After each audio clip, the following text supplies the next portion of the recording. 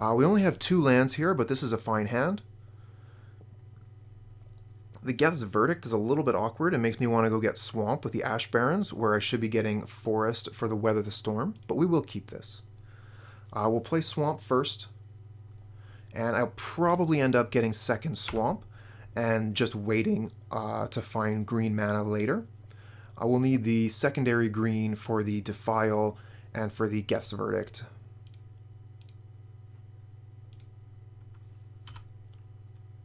Okay, we find Thorn of the Black Rose. We're just going to pass here. We have nothing to do.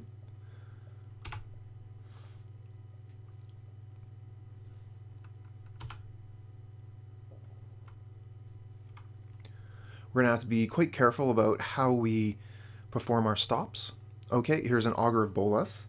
So I think we're probably going to get this verdict to that. Let's find out what they put into hand. Counterspell. Okay. So we're just going to Geth's Verdict this, get it off the board. It's not something we're generally worried about, but Geth's Verdict needs a creature on the board in order to work. Okay, we find land. So the opponent's deck is going to be able to kill Pack Rats if we put it down onto the board. So we probably shouldn't play it yet. On the other hand, it is a 1-for-1 trade. I think we can do better with our Crypt Rats. We're just going to pass here.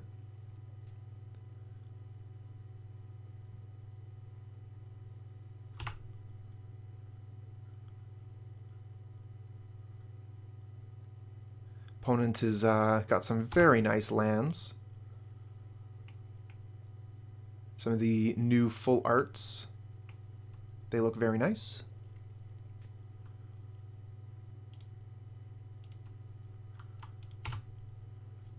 Okay, we find the forest off the top. They have no mana for counterspell.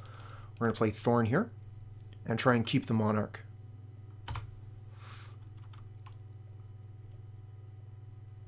If we can hold on to the Monarch for a few turns, we're going to be doing very, very well. Okay, they're just going to play out a Ninja of the Deep Hours. We have Defile to kill that. And then we can hold up Cast Out, Chainer's Edict, even better. So we'll go ahead and use the Chainer's Edict. And we'll use double black here so we have the mana for Weather the Storm if we want.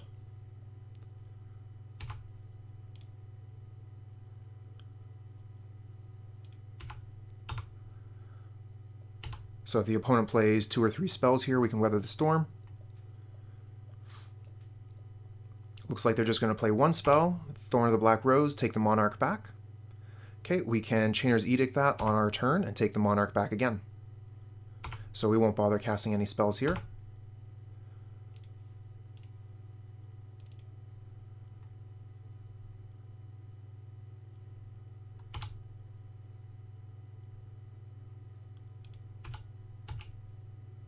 Okay, we're still holding up Defile and Cast Down, so we can kill whatever comes down.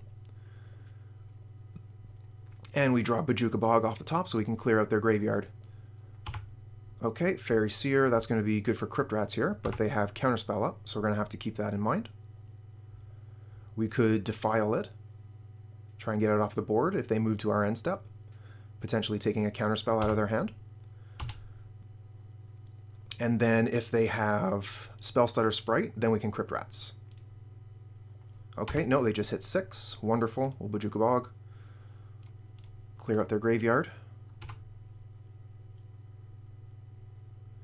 We don't need to cast Read the Bones here. We already have 6 cards in hand. The Monarch's going to take us up to 7.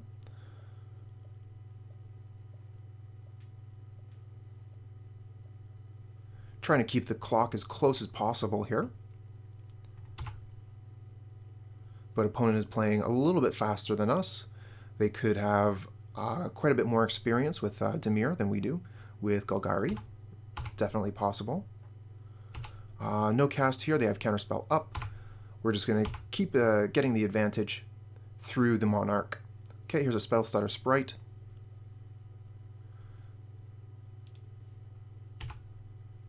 So we're going to go ahead and kill that with Cast Down, so they cannot take the Monarch away from us. And then we're going to Weather the Storm to gain a bunch of life.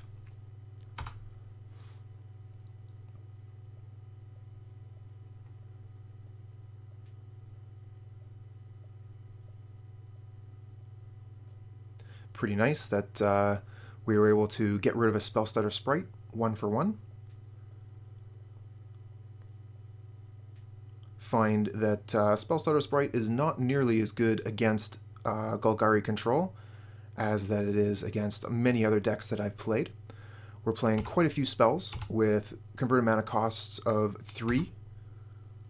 Oh, nice, a Golgari Rot Farm. How are we going to play this turn out? So if we play the Rot Farm, we're going to still have 6 cards in hand. Monarch will put us up to 7. So we'll just return the Bojuka Bog.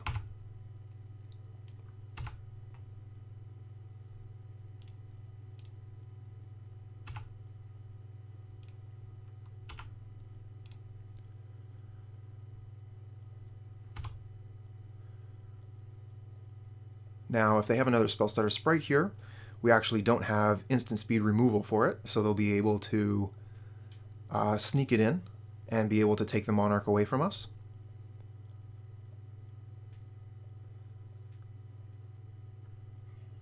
Okay, we have no answer to that. Oh my, we actually do. Ugh, okay. Unfortunate. Unfortunate. So if we guess Verdict now, they could Spell Stutter Sprite it. But that's fine. We want to try and take them off of their counterspell. Okay, so they still have counterspell up. A little bit of a misplay on my part. I was a little bit overeager on that because I'm playing fast here.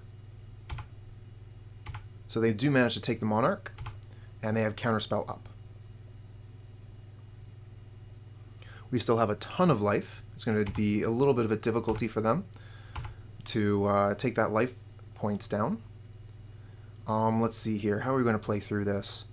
1, 2, 3, 4, 5, 6. Unfortunately, we don't have 7 mana because of the Bojuka Bog. If we Crypt Rats, they're going to definitely counterspell. We could Thorn of the Black Rose. They'll counterspell that. And then we could Night's Whisper. Let's start with an attack. We'll take one of their Spell Stutter Sprites off the board.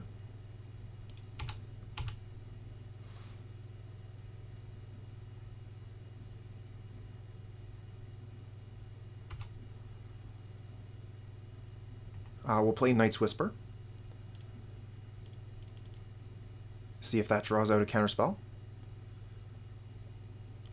Okay, so we found Defile.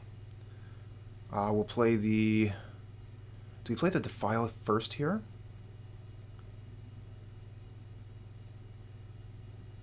We're going to need to play some cards. Let's see if we can Defile their Sprite. Okay, we get their counterspell. Wonderful. Play the Bog, get rid of the counterspell for good. So we could still Pulse of Murasa. We've already played a land for turn, though. If we read the Bones, we go up to 7 cards, so we can do that. Witch's Cottage doesn't do very much for us. Pulse of Murasa is okay, but I think we can do better. Let's bottom both of these and see what comes up. Night's Whisper and Cast Down, very good.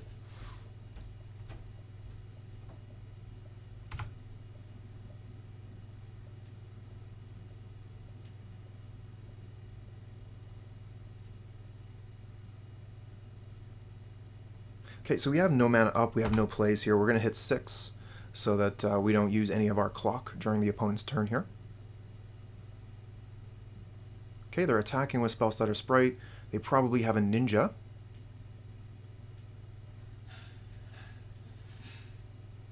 Yep, and they're going to hold up Spell Stutter Sprite.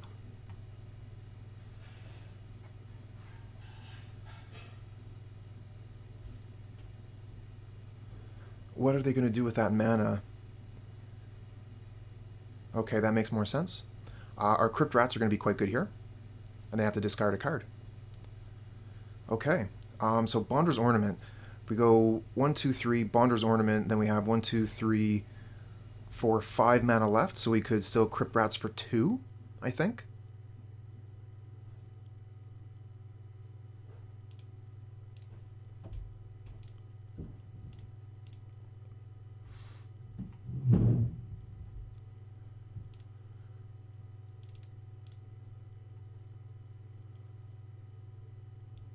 They're probably holding up removal spell here for the Thorn of the Black Rose, is what I'm thinking.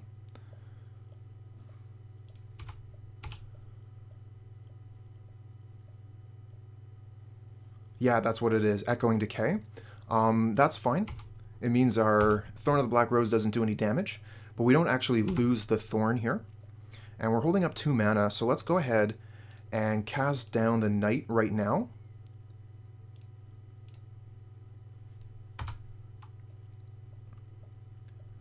And then we'll hold up Crypt Rats and Thorn of the Black Rose. We have 2 creatures here to take the Monarch away.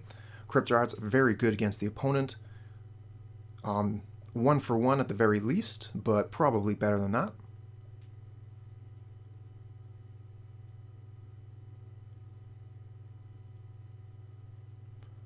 Okay, we can hit 6 during the opponent's turn here. We have no mana, so we have no plays. And we don't need to run out our clock at all. Okay, Gurmag Angler.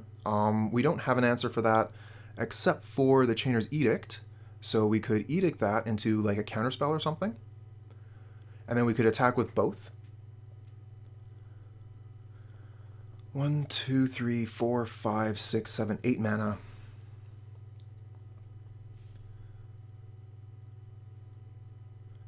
Six cards in hand, they could easily have a counterspell. We could Crypt Rats for 5, but that's not going to do anything. I think we attack with both here. Maybe we Chainer's Edict first.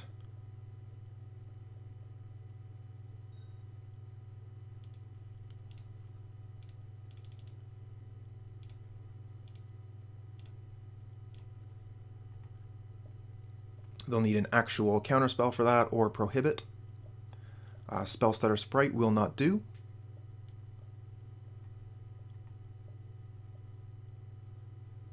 Okay, they have the counterspell. We'll attack with definitely Thorn of the Black Rose. We don't mind if that trades with the Gurmag Angler.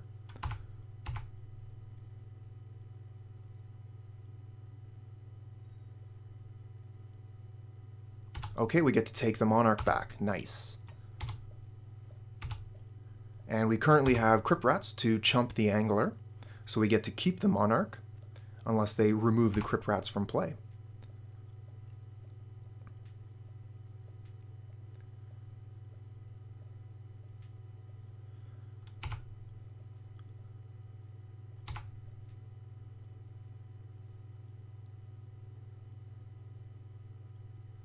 Okay, so they drew a Brainstorm.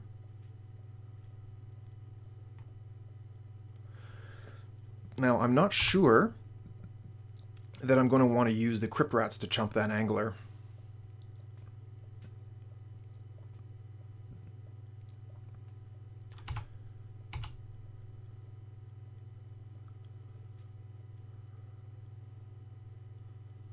Because it would be nice to just clear the board after we get the Monarch back. Let's see here. 1, 2, 3, 4, 5, and we would have 1, 2, 3 mana left over. So Thorn of the Black Rose wouldn't quite get there.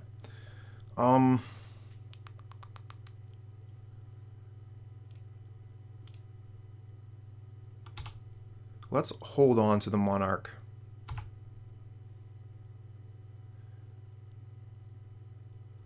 No, we're going to let them take it. Really wishy-washy on that one.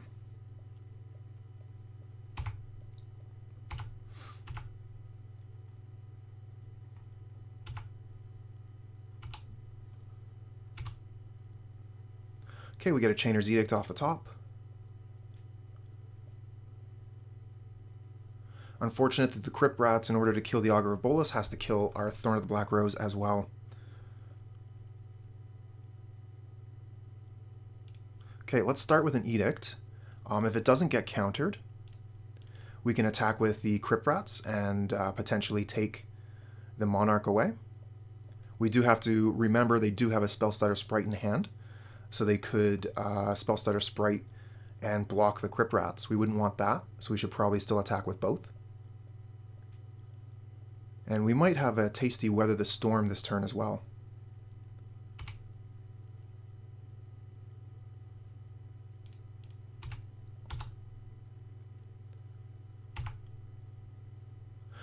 Okay, we could actually Crypt Rats for 5 here. And that would take the Gurmag Angler off the table. They wouldn't be able to do much about that, but they would be able to put in a Spell Stutter Sprite end of turn. So maybe we just keep all that mana open. And we'll be able to Crypt Rats when they attack. Discard or read the bones. We're already flush on cards, both ourselves and our opponent.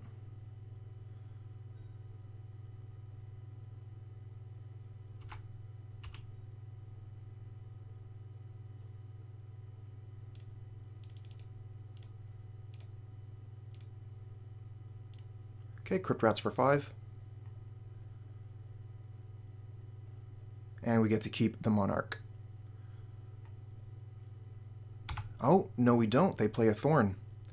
Okay. So they'll take the Monarch back. We have a Thorn of our own to try and take it back again. And we get another Bonder's Ornament. Haven't really been using the Bonder's Ornament to draw cards as much this game.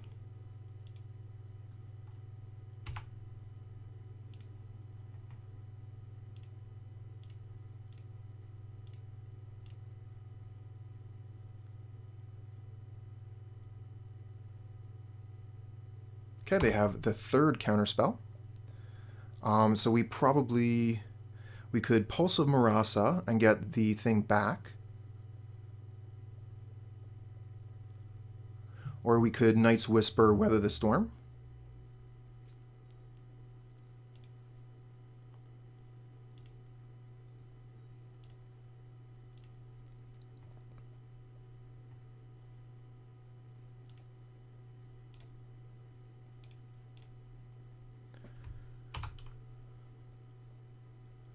Just gain a ton of life here. Again, making it very difficult for the opponent to finish us off.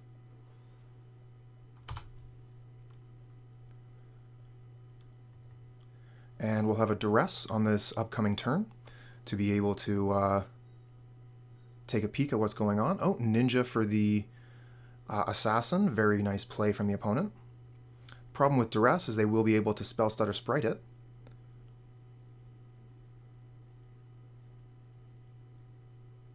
But that will make our Weather the Storm that much larger.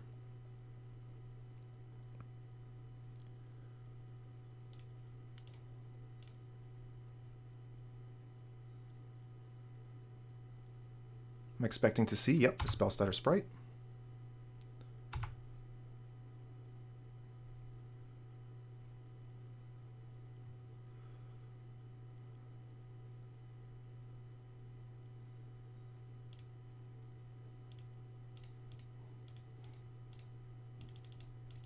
Okay, let's try Evincar's Justice with buyback. See if we can get a 2 for 1. Or a 2 for 0. No, they're going to brainstorm looking for counterspell here.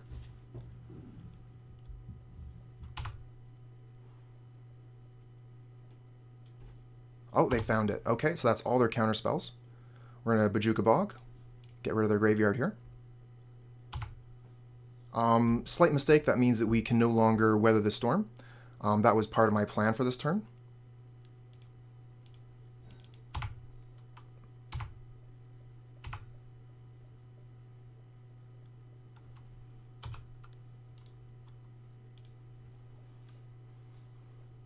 Okay, we'll take 3 here. Both my opponent and myself are still full of cards in hand.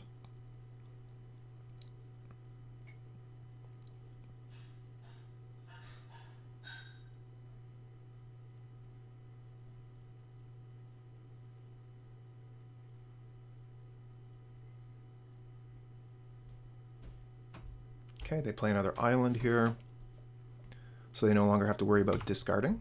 And we will cycle the Ash Barrens. Go get another swamp. Pull that out of the deck. Okay, we get Chainer's Edict off the top.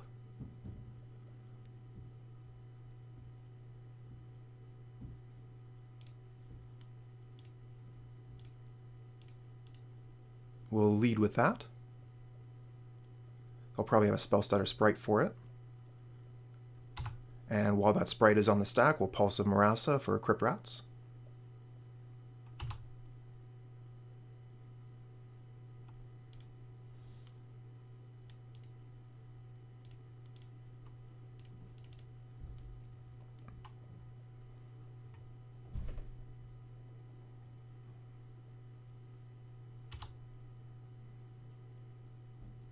Does mean if they have a third spell stutter sprite in hand, we are in a bit of trouble. But we will be able to weather the storm for just a ton of value if that happens.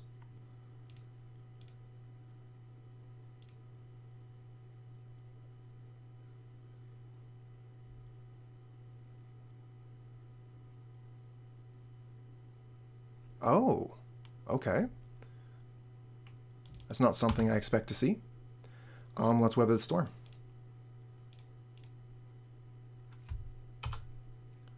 Beat this life total.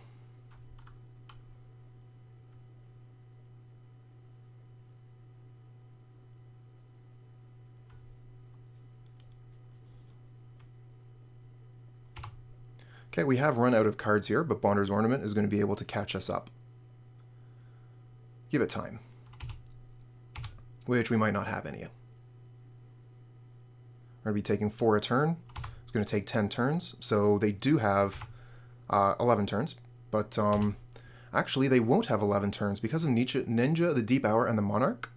I think they actually die before they kill us. So they need to put more things on the board.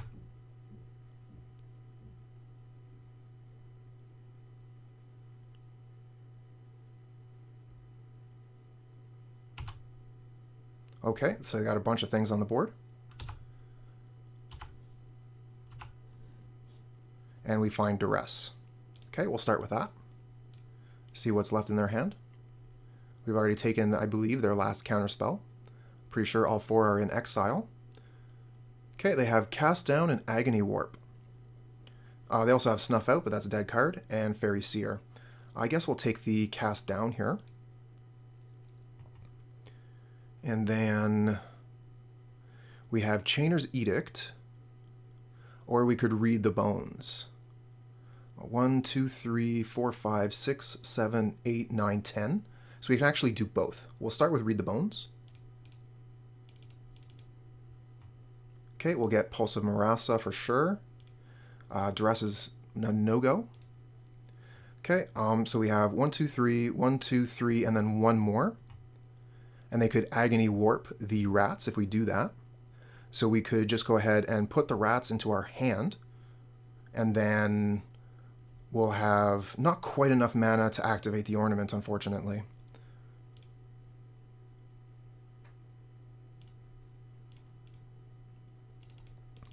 But we will have Defile up. So we can Defile something.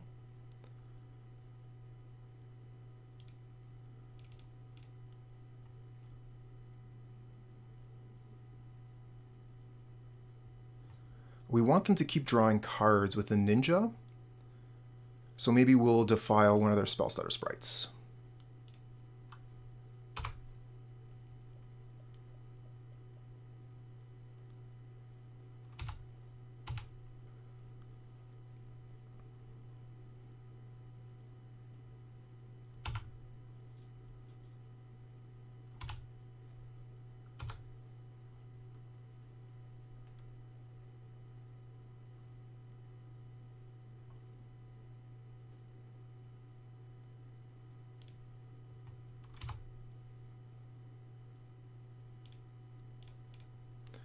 Okay, if these rats resolve, 1, 2, 3, 4, 5, 6, 7. 4, 5, 6, 7.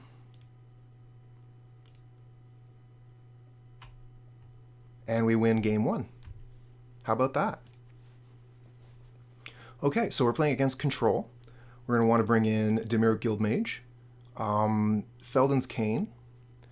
Desert is actually pretty good against this deck in particular.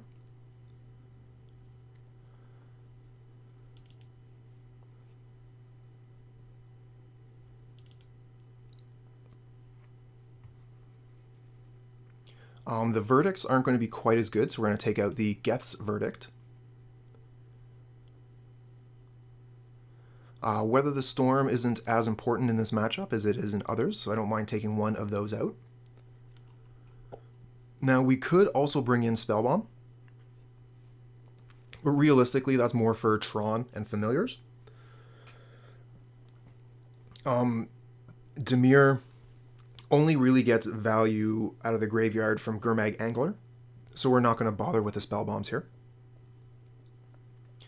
And again, we are going to have to play quite quickly. We're down on clock, even though we're up on a game. So I think that we're fine with the changes we've made here. We could also bring in Raven's Crime. I don't think Raven's Crime going to be great. They have access to Spell Stutter Sprite, so that's just going to be able to counter it. I would rather just play the Durress.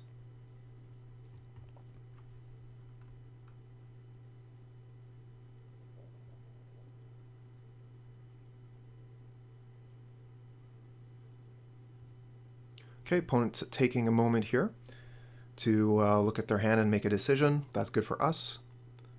We're going to mulligan this quite quickly. This hand is not great, but it's keepable.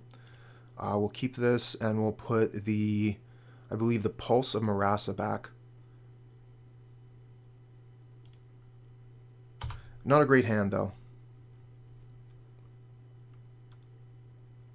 Okay, opponent's starting out quite quickly. We're going to have some trouble getting that off the board. We might be able to defile it next turn, but they'll have access to Spell Stutter Sprite before we're going to be able to make that move.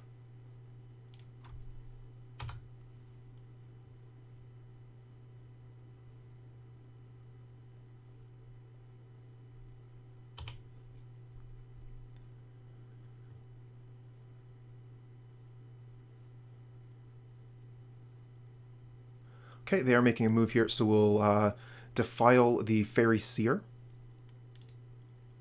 before we put the Rot Farm down on the board. We could also Durress here and get rid of the counterspell. That would also be good.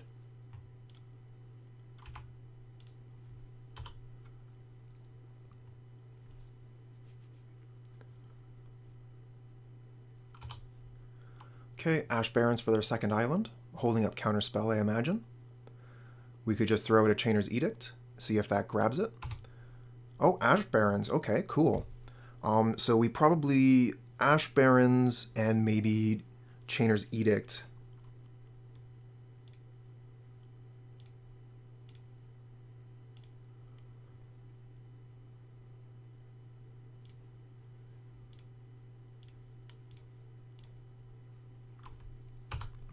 See if they'll use the counterspell on that. I don't imagine they will, but they might.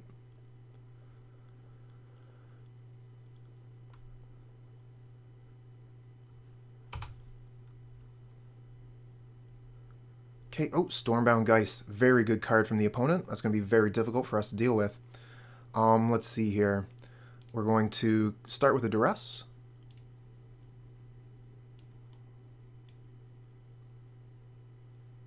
We'll just take the counterspell, and then we'll play the Rot Farm, returning the Swamp, and then we'll pass.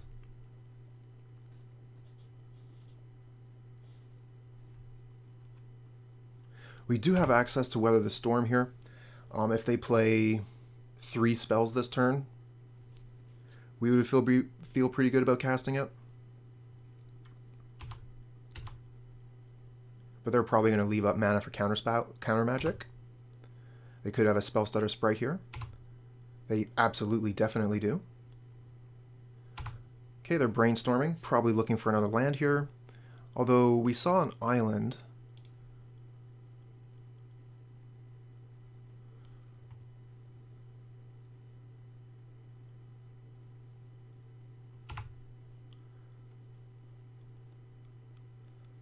Okay, so we're looking for like Crypt Rats maybe. Only 2 spells, eh? Okay, no go on that one. We have access to 5 mana.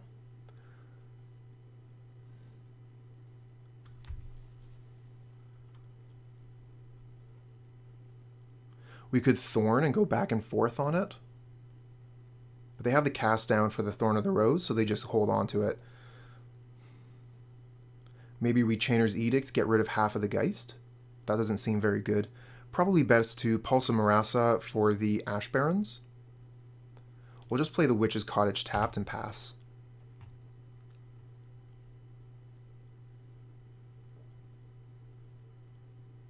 Okay, we're a minute behind on clock. Unfortunate. That could easily be the way that this match goes.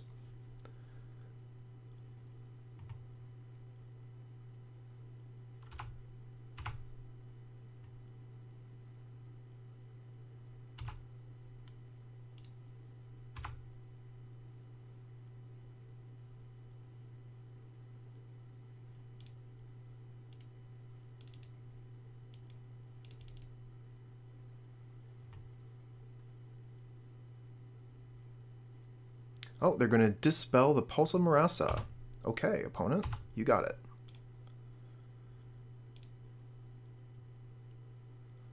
Okay, we have 4, 5, 6 mana, almost ready for Chainer's Edict on the back side. So let's go ahead and use the front side of a Chainer's Edict.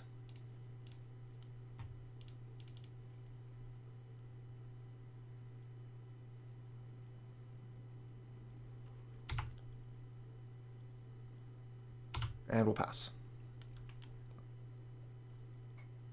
Oh, Soul Manipulation can bring the Stormbound Geist back to their hand. That's pretty good for the opponent. I thought that it was a put a creature from the battlefield to their hand, but no.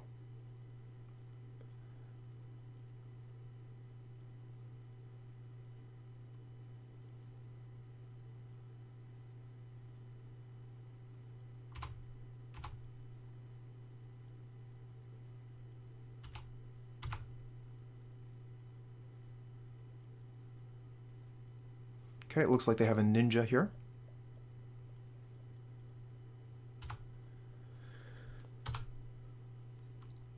If they aren't casting any more spells, we don't want to weather the storm here, so we'll just pass the turn. Okay, Night's Whisper, we'll go ahead and use that.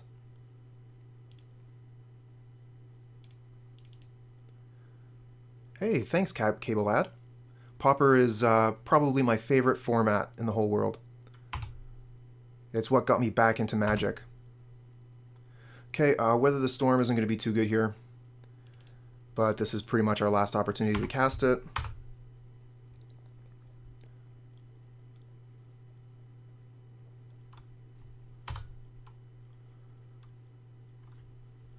And if we make the opponent use their clock to kill us, then we might be able to get back on top in that way. It's going to take them a few turns to get our life total down.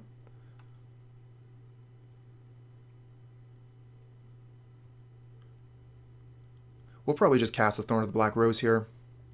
They're tapped out. We can cast down their ninja. And then play the Thorn. Get the Monarch and pass. Oh, we found a Durress on top.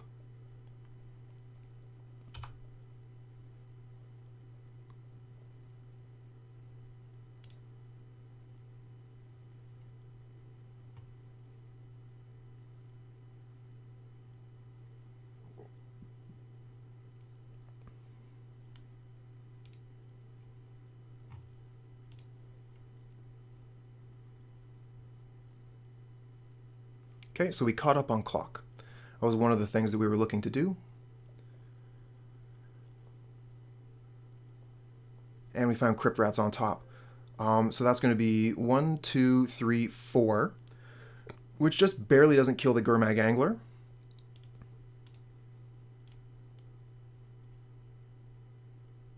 We can leave the Thorn back to try and block the Gurmag Angler. So they have Cast Down, which means we cannot play the Crypt Rats here. If we play the Crypt Rats, we're going to lose them. 1, 2, 3, 4, 5, 6. We don't have enough for the Edict, so let's pass. We lost a little bit of time there.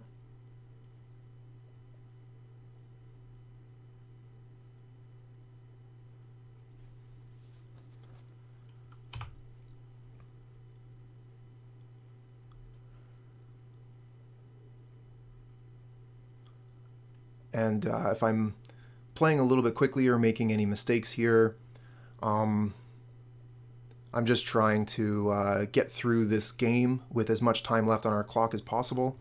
We won game 1. So if we draw a land here, we're doing okay. Actually, we wouldn't have been fine. We're at 5 life here. So we're dead regardless. We'll concede. Save on clock.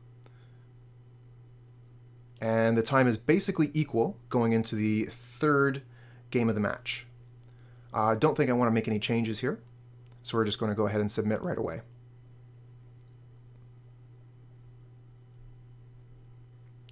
Yeah, we'll take the play. Oh, this is a fantastic hand. We'll keep it. Play Swamp, Ash Barrens for Forest. We have Desert for their Faeries. Very, very good.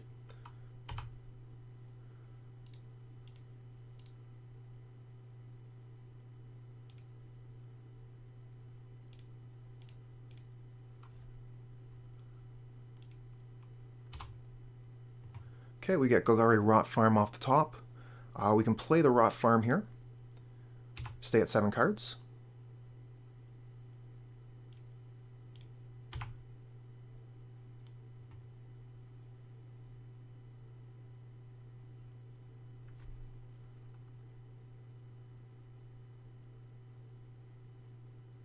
Oh yeah, that's true. Pauper is full of those cards that you wouldn't see in any other format. And then again, it's also full of cards that you would see in other formats. Example, Brainstorm, Counterspell, Cast Down. I mean, Cast Down was really more of a standard card while it was around, but my point stands, I think. Okay, Augur Bolas. And they get a Counterspell on top. We find Night's Whisper. So we are already flush on cards in hand here. I think that we probably play Witch's Cottage and just pass, hold up, Cast Down.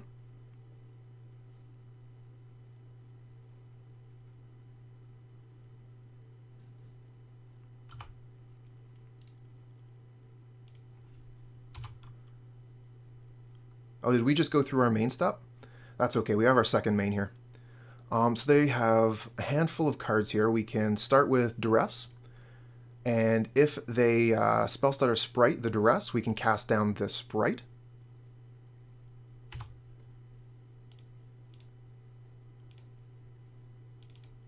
And they'll need Dispel here in order to keep the Durress from hitting their hand. Okay, they have it, so that's a good trade for them.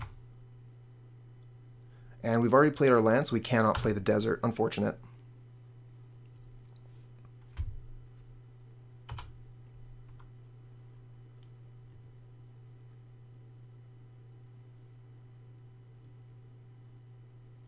And that's a Stormbound Geist. Very good card against us. So we're in quite a bit of trouble here. Oh, Crypt Rats off the top. Okay, so we have 1, 2, 3, 4, 5 mana. So if we put the Crypt Rats down and they don't have a removal spell, we can clear the board. I think that we're going to have to risk that because we're not going to have mana to play the Crypt Rats and kill the Stormbound Geist at any time in the near future. The question is, do we hold up the Desert? I don't think we do because the 1 mana from Crypt Rats could kill the Spellstutter Sprite anyway. And having 2 damage on the Crypt Rats means we can get rid of the first form of the Stormbound Geist. 1, 2, 3. But we're going to be quite a bit off of getting rid of the Stormbound Geist with the Rats anyways. We need 5 mana to do that. One of the interesting things that you can do with Crypt Rats is hold priority.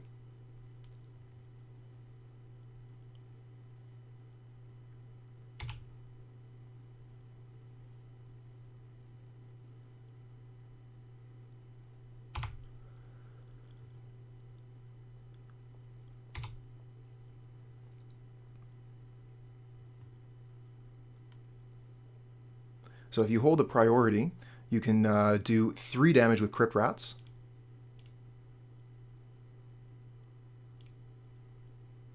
And then do 2. And the Stormbound Geist will come back after taking 2 damage and then take the 3. Okay, so we're not doing too well here. We got a bunch of draw cards, but they're going to cost us life, and opponent is clocking us pretty hard here. We could play the Thorn of the Black Rose, but they have Counterspell up.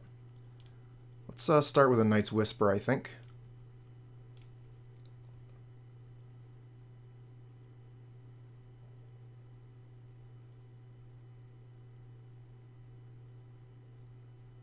Okay, we get Chainer's Edict off the top.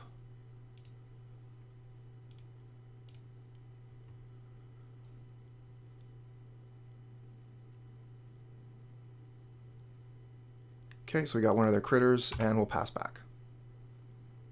1, 2, 3, 4, 5, 6. We'll have access to the flip side of Chainer's Edict on our next turn, but they do have Counterspell.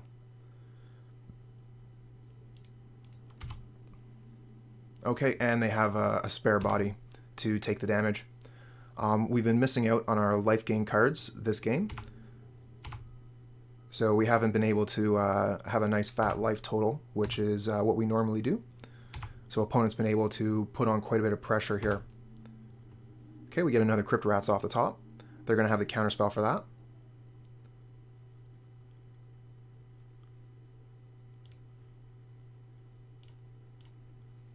Very awkward situation. We play the Crypt Rats, they counter it, and then if we take damage, 3 damage from the Stormbound Geist, we're beyond the point where Crypt Rats can get us out of the situation. I think we might need to read the bones, but again, they have counterspell up, so I think that we're just toast.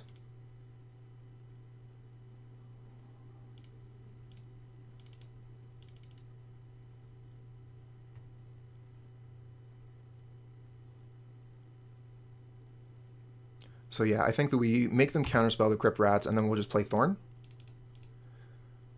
And hope that we can find a removal spell and get rid of that Stormbound Geist. So we found the cast down, that's part of it. We're going to take 3 this turn from the Geist. They'll take the Monarch back, and then we can cast down their Geist and see if we can still play Magic.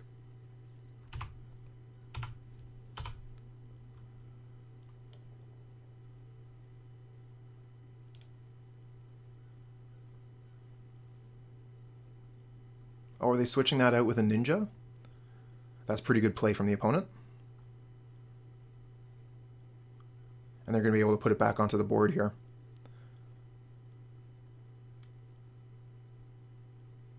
Okay, so that's quite the problem for us. We find a Witch's Cottage. So, like, we can put the Crypt Rats back on top, but we're dead.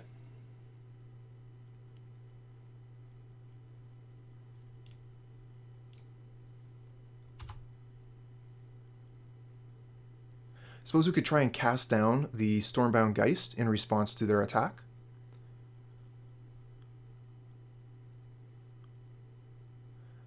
The problem is, like, we can't take the Crypt Rats back. We will die if we use them. Ah, hey there, Panda Anaconda. How you doing?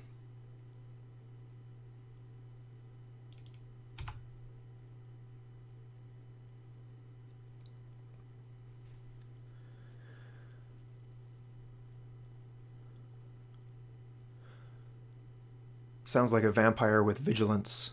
Okay, so they managed to take the Thorn off the board. So we can survive at 1 here by casting Cast Down on the Ninja of the Deep Hours.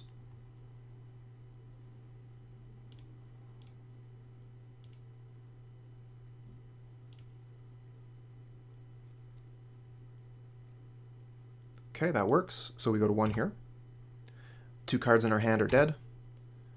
Crypt Rats are dead. We need... that's not it. Okay, we're done. Good game, opponent. So this is a little bit awkward, but what we can do is we can play the Ash Barrens, return it with the Rot Farm, and cycle the Ash Barrens the same turn. So it's not as awkward as it first seems.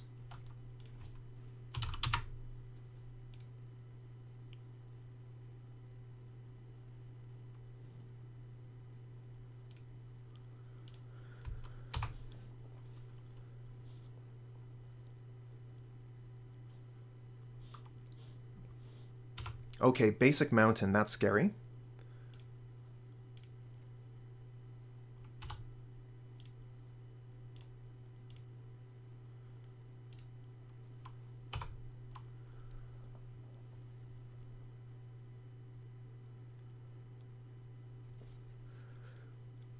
Depending on what they play next turn, I would preferably like to play the Bonder's Ornament here, give us a little bit of ramp.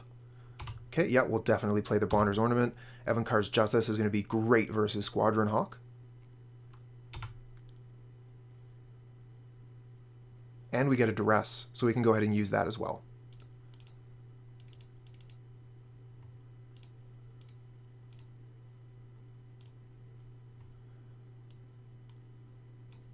Okay, we'll take the Abrade, so they can't kill the Bonder's Ornament. They have Battle Screech, Palace Sentinels, Prismatic Strands. The Strands is going to be pretty good versus the Justice, because Justice is doing 2 black damage to all creatures.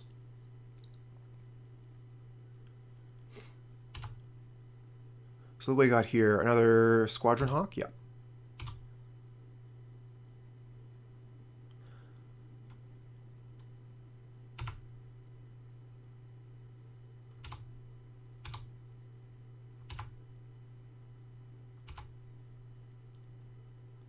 No land off the top, unfortunate. We could Evincar's Justice, get rid of the board. I'm thinking Pulse of Murasa for Ash Barrens. And then turn it into another land. This is going to give us life and continue to build out the board here.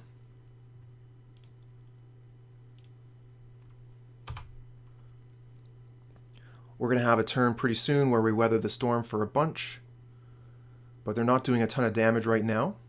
We're hoping that they Battle Screech this turn so that we can Evincar's Justice while they're tapped out. No such luck. Okay, we only have Verdicts here. So if we want to take the Monarch back, we have to play Thorn of the Black Rose. They'll be able to take it back with the Squadron Hawks, though.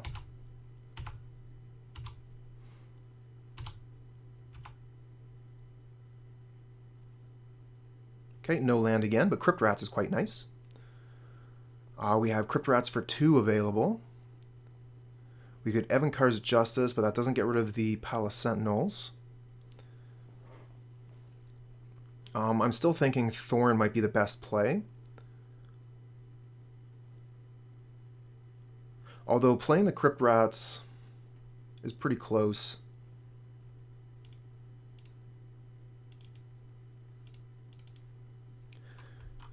We could have also held up mana here and just used the Bonder's Ornament to draw a card. If we had just drawn a card during our turn, we would have been able to get the Witch's Cottage and put another land into play.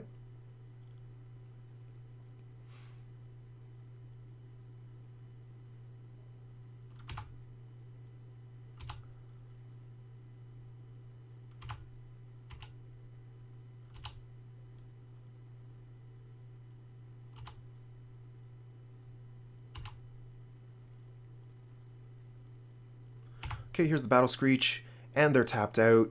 This is fantastic. We're going to be able to get rid of most of the board here without them being able to Prismatic Strands. We'll also be able to take back the Monarch. So let's just see what we draw here.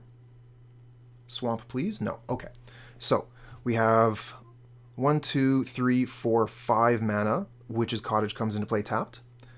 So with 5 mana, we could Crypt Rats for 2. Which kills everything except for the Palace Sentinels. It's not bad. We could also just Crypt Rats for 1 and then Durress.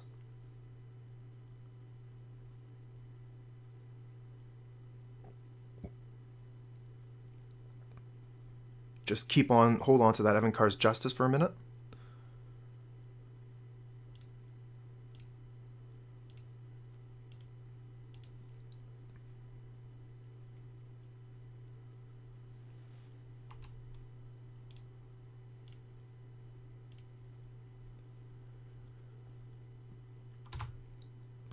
Okay, we'll take the Monarch back, thank you.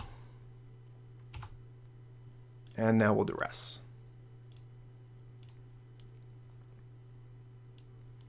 So they have another Battle Screech. They have a whole bunch of creatures in hand, and a Prismatic Strands. I think we leave the Prismatic Strands in their hand.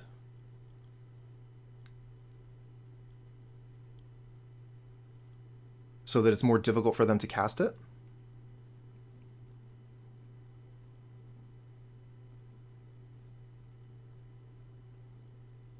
I think we'll just take the Lightning Bolt here.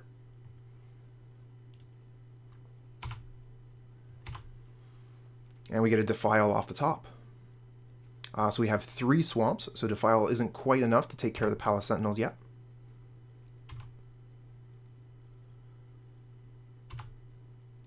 Would have been nice if we could have used a Verdict there. but no such luck. We'll see how many creatures they put onto the board here. Wonderful. They're tapping out again, so we can Evincar's Justice and take care of most of the board. 1, 2, 3, 4, and we can guess Verdict to get rid of the Palace Sentinels. So good thing we left the Prismatic Strands in the opponent's hand.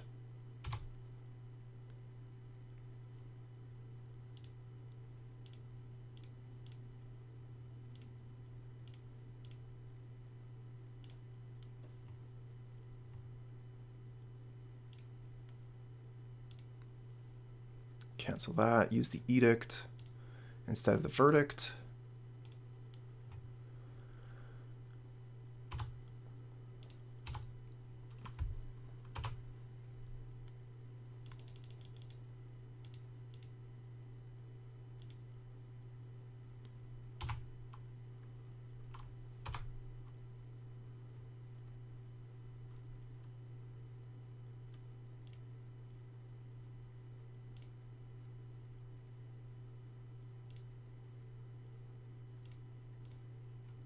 Okay, and again, they don't have Prismatic Strands up, so our Evincar's Justice wipes the board. I think they would have learned by now.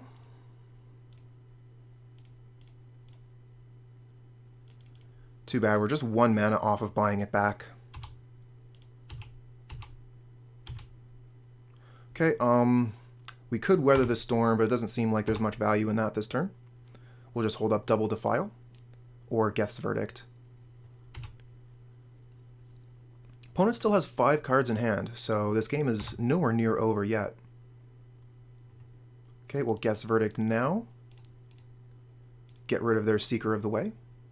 And we have Pulse of Murasa for Crypt Rats. We can also Defile the Thraben Inspector, keep that out of here, but we only really care about keeping the Monarch.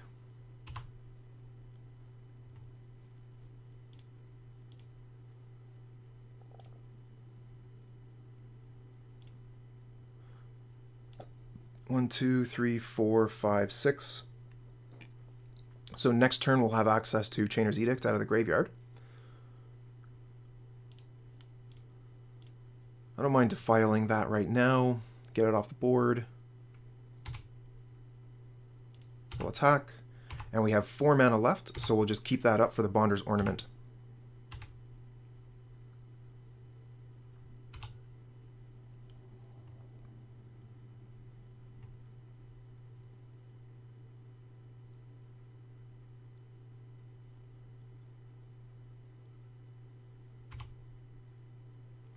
Those clues doing work, replacing the Thraben Inspectors that we killed with Evincar's Justice.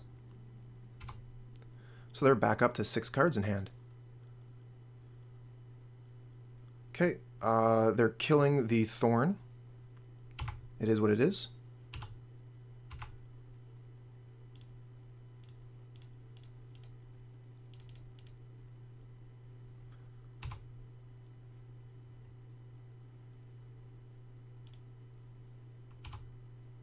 Okay, Radiant Fountain, and we'll just pass. We'll go up to 7 cards on our end step.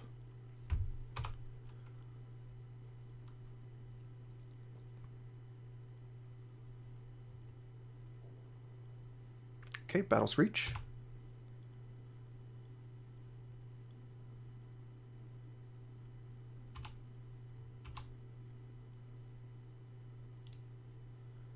We will get the Crypt Rats back here. And then we'll draw a card with the Ornament.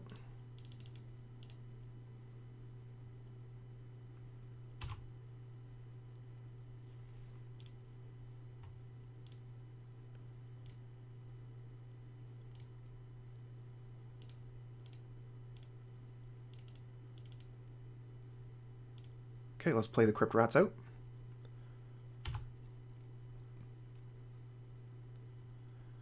I'm wondering if I want to use this now. I think that's probably the better thing to do.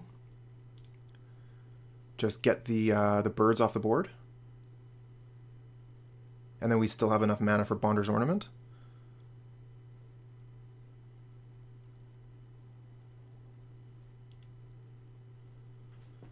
One of the other things I was considering is if I should go for maximum mana.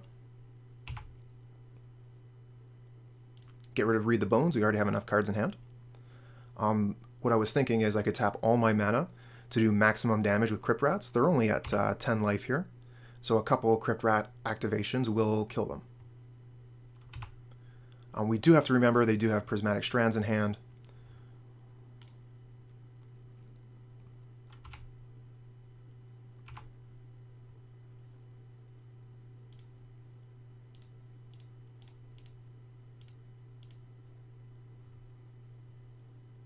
Okay, they're going to abrade the Ornament.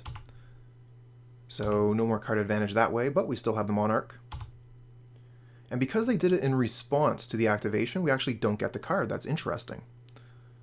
Okay. So if we just play Swamp here, we can pass without losing too much card advantage. We'll still have to discard one.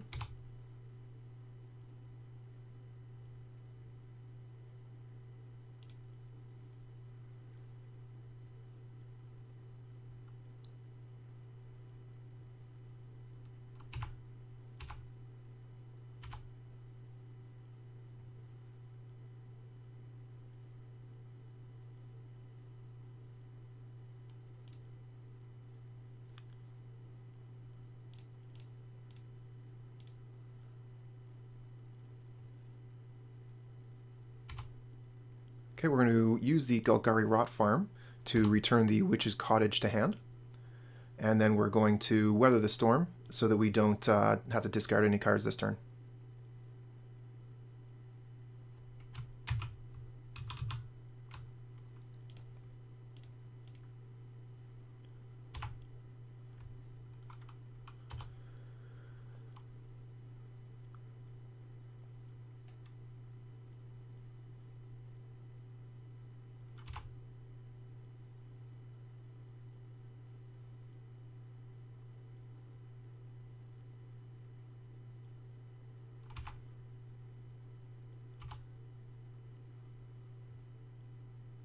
Okay, Thraben Inspector, we have Geth's Verdict for that. Not Geth's Verdict, sorry. Chainer's Edict out of the graveyard.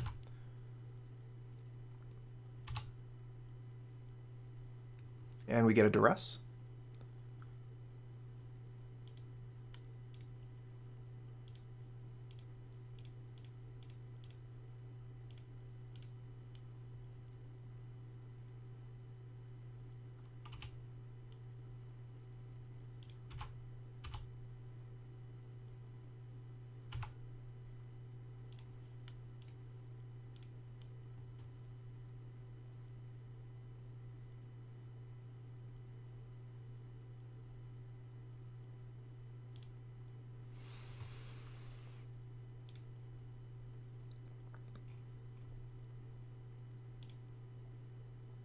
Okay, we'll put the Crypt Rats on top of our library. We have 3 mana left, so we could Weather the Storm or Read the Bones. We'll Weather the Storm and hold up Defile.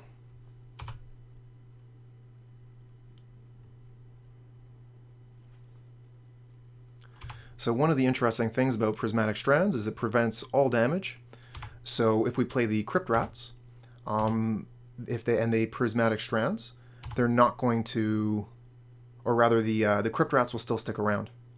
Okay, so we have to use 1 black mana to cast the Crypt Rats, and then we have 1, 2, and then 5 more is 7 total. So we can't quite kill them with the Crypt Rats this turn.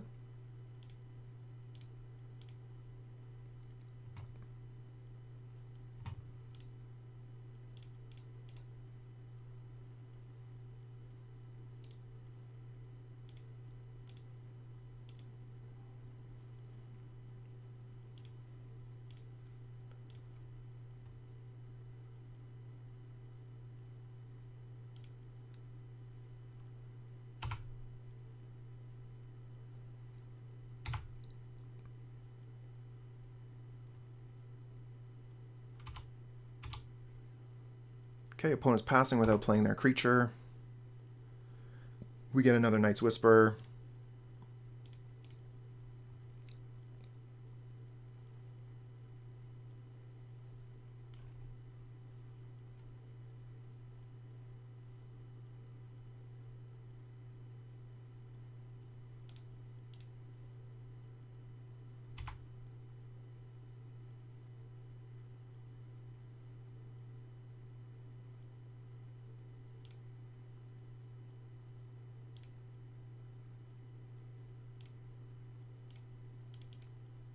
Okay, so we have 5 damage coming up with the rats here. We'll discard the Knight's Whisper, and we're going to have to discard something else. Oh, we get Crypt Rats off the top. Wonderful.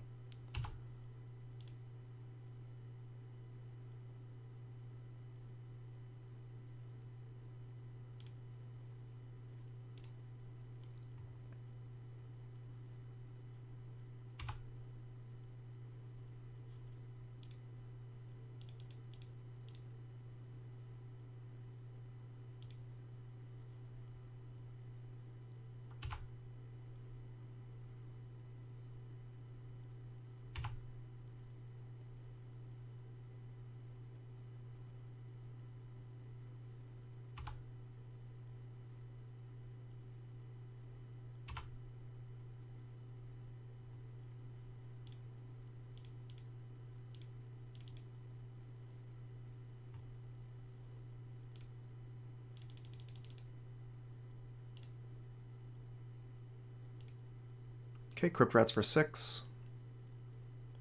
Okay, they have the Prismatic Strands, so our Crypt Rats will stick around.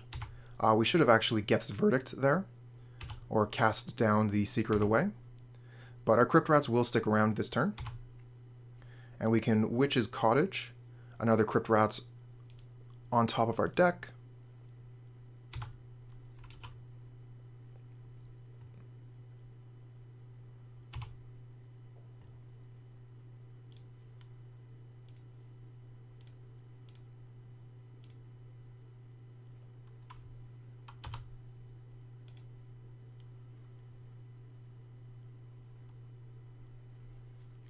Super grindy. Yeah, that's fine. You can take these rats.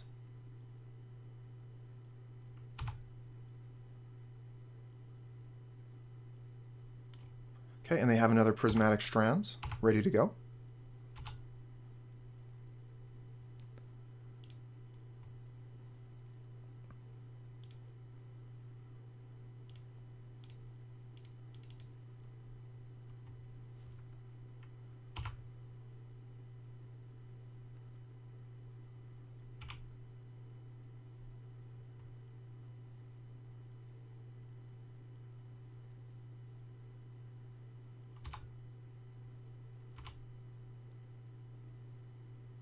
No attacks.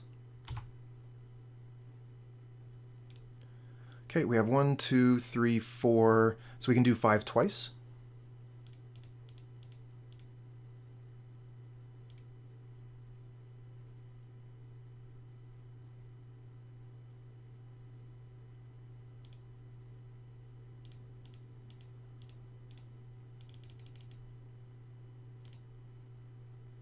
Okay.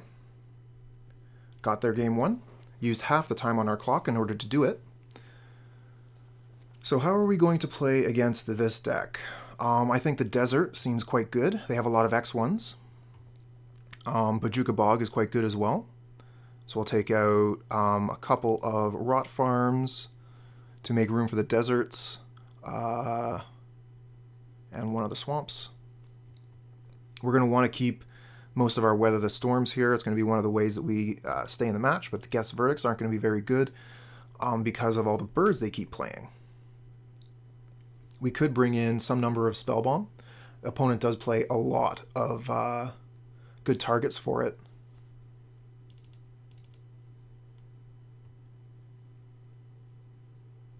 Okay, I think we're going to run like this. If this was the more traditional Boros Monarch deck, we would bring in Gorilla Shaman. But this deck doesn't play the artifact lands, as I understand it.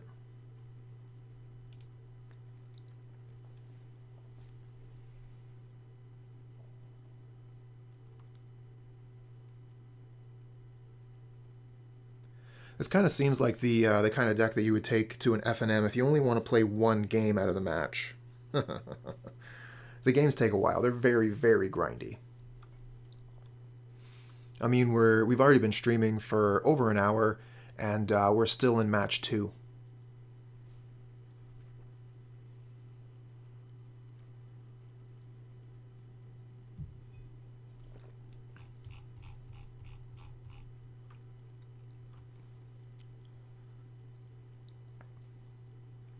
The having some number of edicts is going to be seems like it. Yeah, no kidding. Having some number of Chainer's Edicts is going to be important.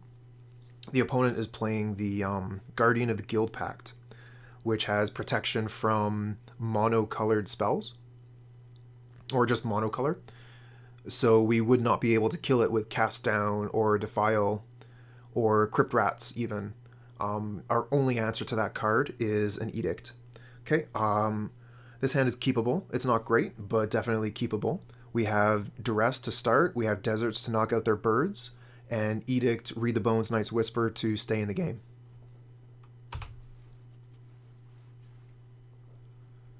Okay, so we'll start with a Durress.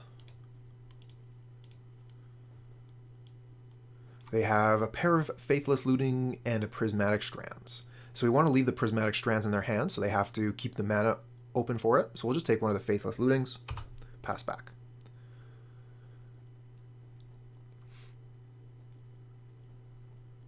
Okay, they play Seeker of the Way. We'll Edict that.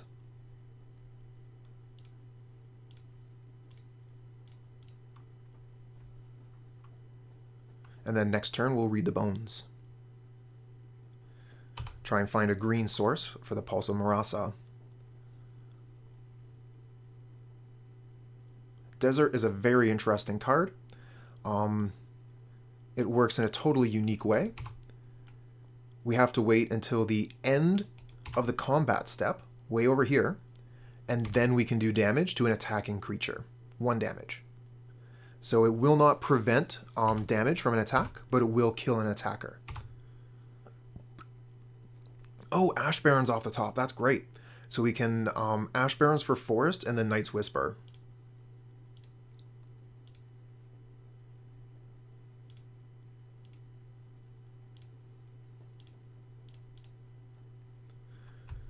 Evincar's Justice is very nice. Okay, they're going to be playing the Palace Sentinels this turn, which means they're going to be the Monarch. We're going to have our work cut out for us at this point. Wait, which one's that? Evincar's Justice, Palace Sentinels?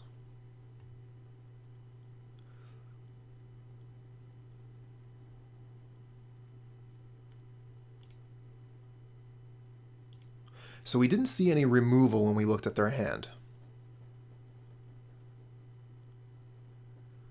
Oh, that's cool. Yeah, I didn't even notice that they errated the desert to be a desert. That's cool.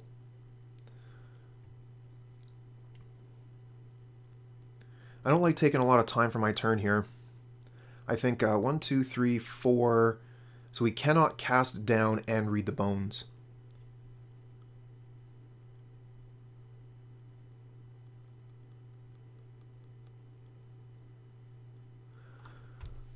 We could... I want to keep the Pulse of Murasa for the Crypt Rats.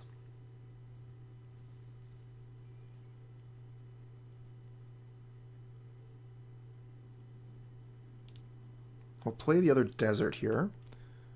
I should have actually taken out the Radiant Fountain for desert, so we could have kept another swamp in the deck, another colored source. We don't have double black for Evincar's Justice yet. Just an awkward hand here.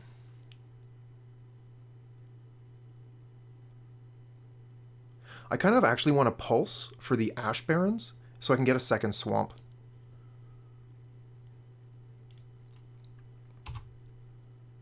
We've already played a land for turn, so we don't need to play our cards yet. We can hold up Cast Down.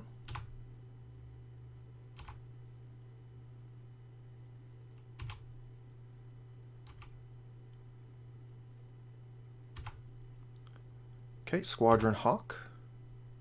Do have to be careful. They are holding on to Prismatic Strands. So if we Evincar's Justice too early, they can prevent the damage. Looks like they're playing around it. So we're just going to go ahead and get the Ash Barrens here.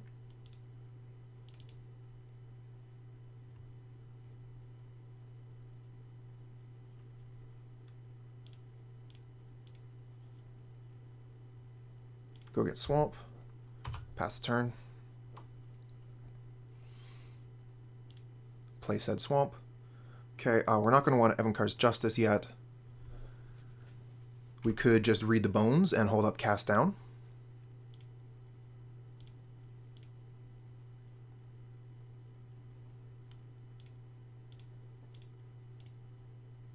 bottom both of those. We get a third desert. Very cool. So with 3 deserts, we can actually kill one of our problem creatures, the, what's the name? Guardian of the Guild Pact.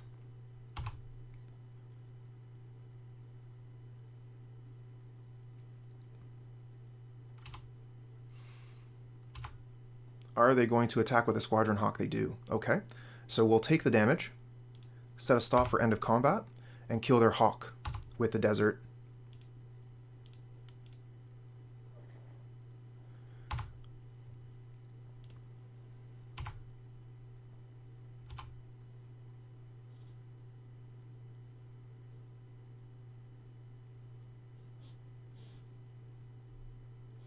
Them having the Monarch for such an extended period of time is quite a bit of trouble.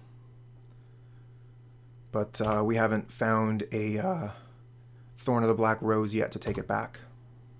Okay, they've tapped off of Prismatic Strands here.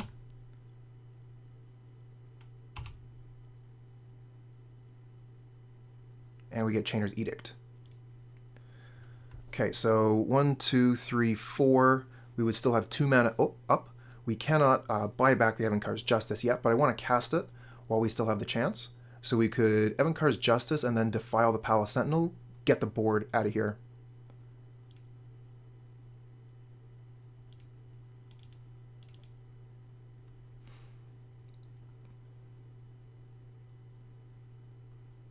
Probably actually just use the Edict here to finish off the Palace Sentinels.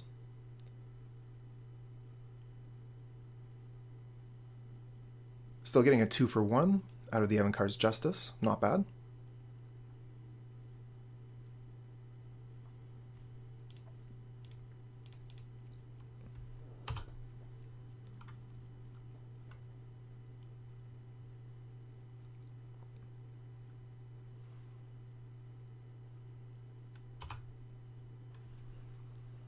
Opponent with ludicrous 10 cards in hand right now, but they have to discard down to 8.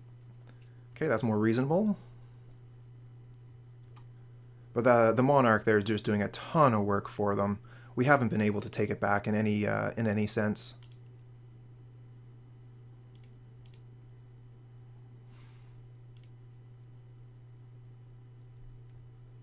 Looks like they're gonna... No, there's no reason really to be holding up mana. So we're gonna be able to Crypt Rats and get both of those.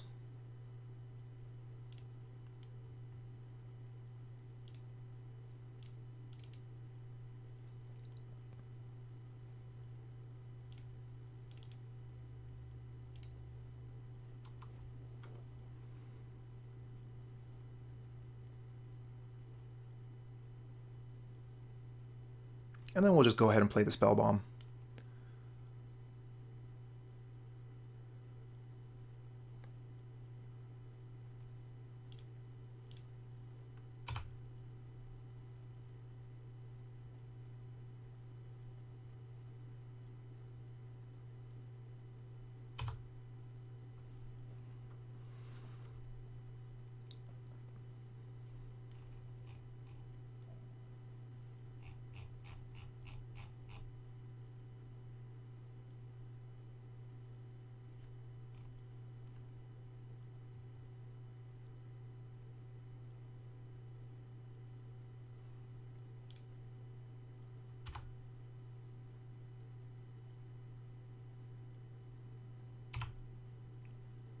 Okay, if they attack us, we can double desert the Thraben Inspector, get rid of it for free basically, just take a damage, kill it.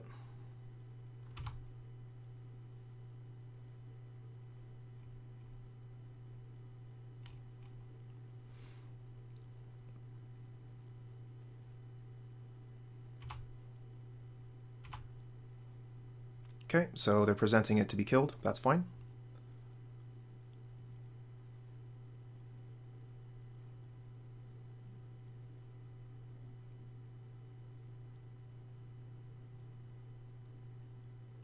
They could be reading Desert here.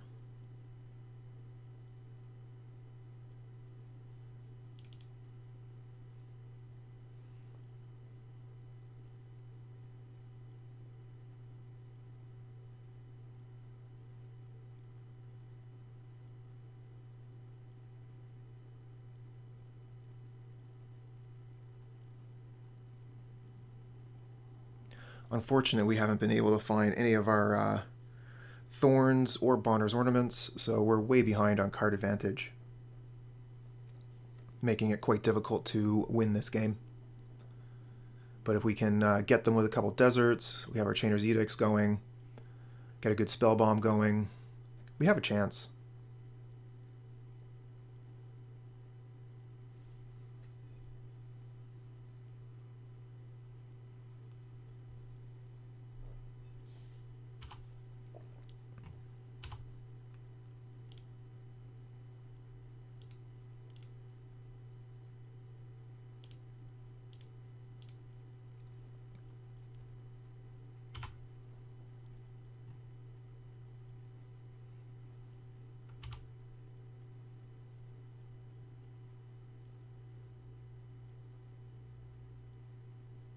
Okay, Lightning Bolt us.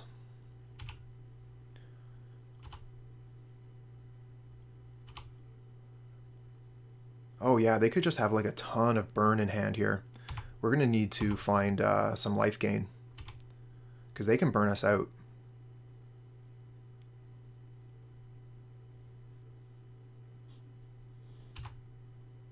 The reason I'm not casting the cast down right now is I want to try and get them later.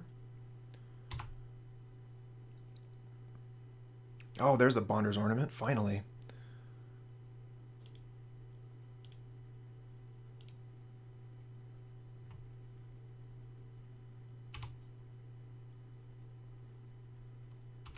Okay, so Defile is only going to be good for -3/-3.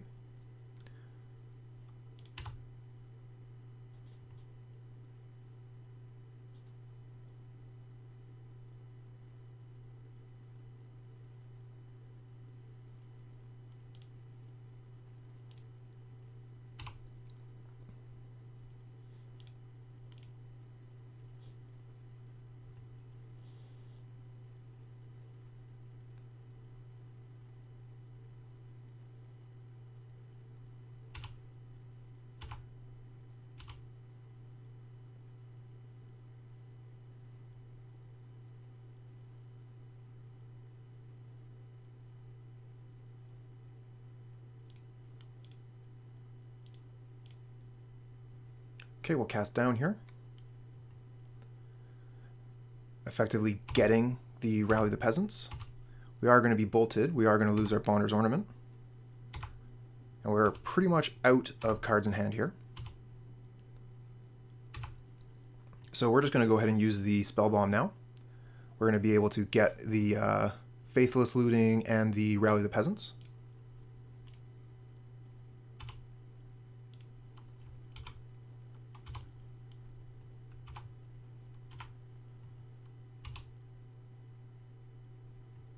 And again, we miss on the Thorn. Brutal. Deck isn't doing very well for us here.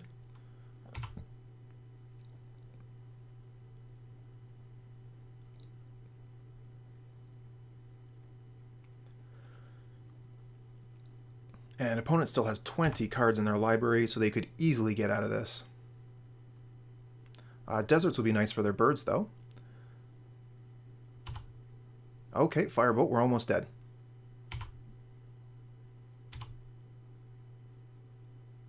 And we get a Durress. Really not what I was looking for here.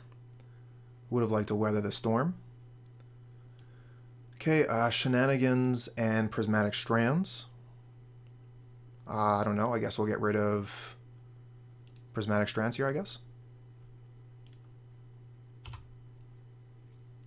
And the Firebolt has Flashback, so we're dead.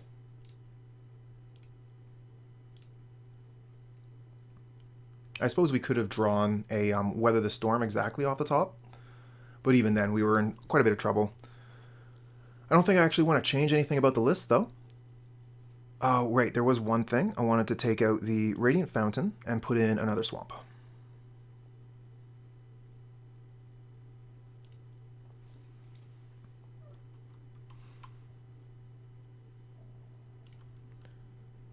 Okay, this hand is fine. We'll keep. We can play Swamp into Desert Knight's Whisper.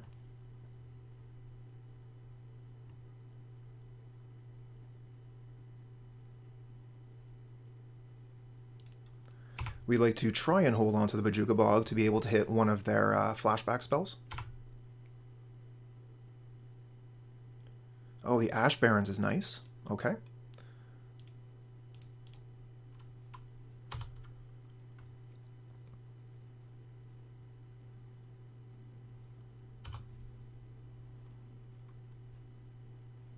Okay, we have an answer for that in the Chainer's Edict, and we can even use the Ash Barrens here to go get Forest.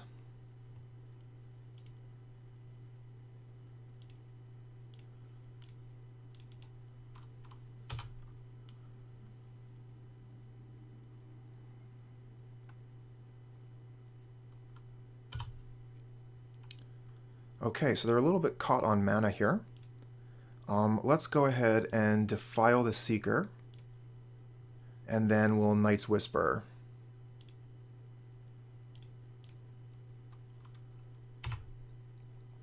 Crypt Rats is very nice. We have Pulse of Murasa to buy it back.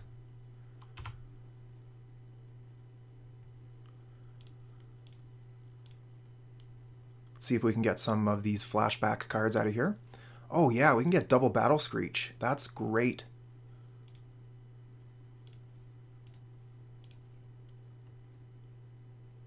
And Weather the Storm. This is a great turn.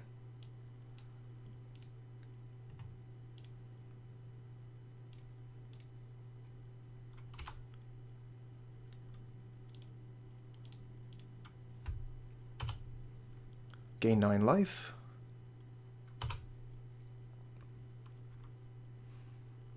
And they find their third land.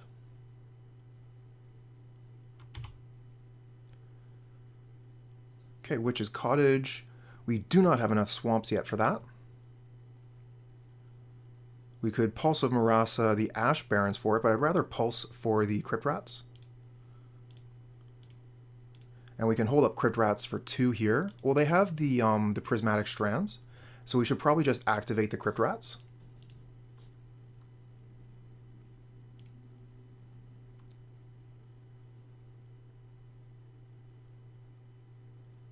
Just wondering if I should play the Witch's Cottage here. I want to get some more lands on the board. 1, 2, 3, 4, 5, 6. So we're 1 mana away from Evincar's Justice with buyback.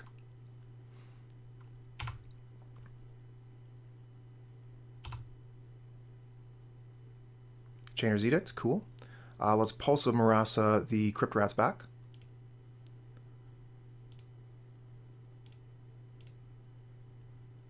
We could have done that end of the opponent's turn.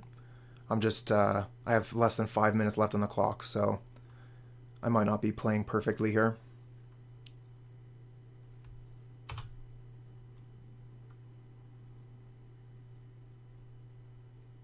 Okay, now we have the buyback for the Justice ready to go. So we should have actually just cast the Justice last turn. We can just basically play this every turn.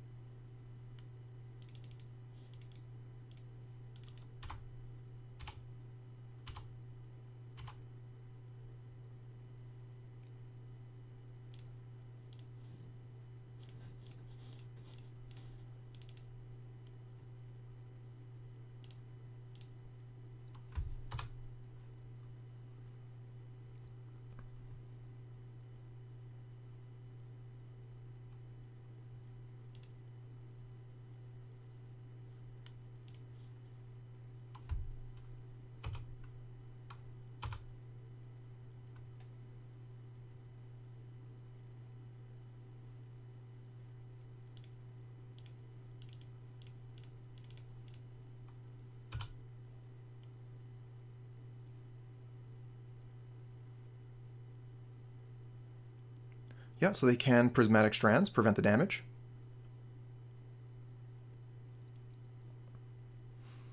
And that will mean the Prismatic Strands is available when they cast their creature. Okay, we have 4 swamps here. So we can Defile one of the Seekers, and then we have Chainer's Edict for the other one.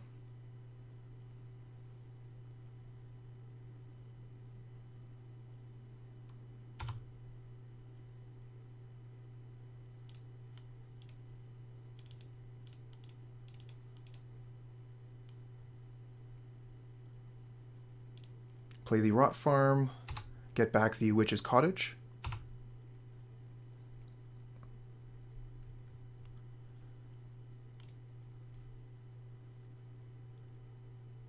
Okay, we have the Chainer's Edict to kill that.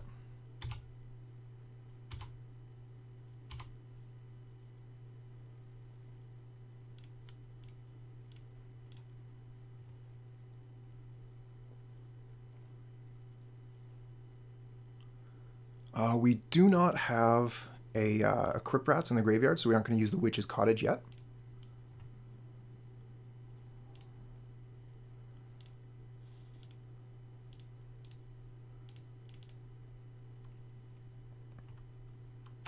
Okay, Crypt Rats does 4, which is double what Evincar's Justice does, and we can get it back with the Witch's Cottage. Okay, they're going to abrade it, so we're going to go ahead and activate it. Get the 4 damage in, hit the 6 button, get our shortcuts in so we're not losing time. Okay, they have Palace Sentinels, good card on their side.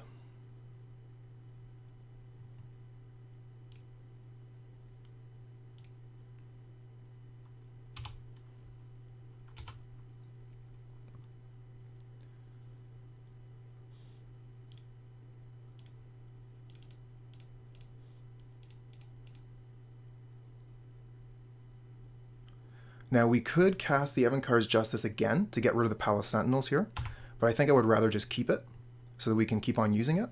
But I think the Crypt Rats is basically going to end the game here.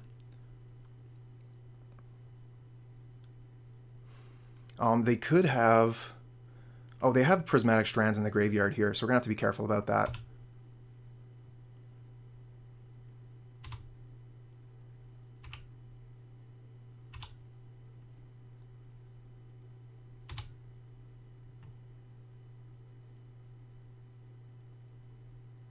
Fortunately, the Palace Sentinels are tapped.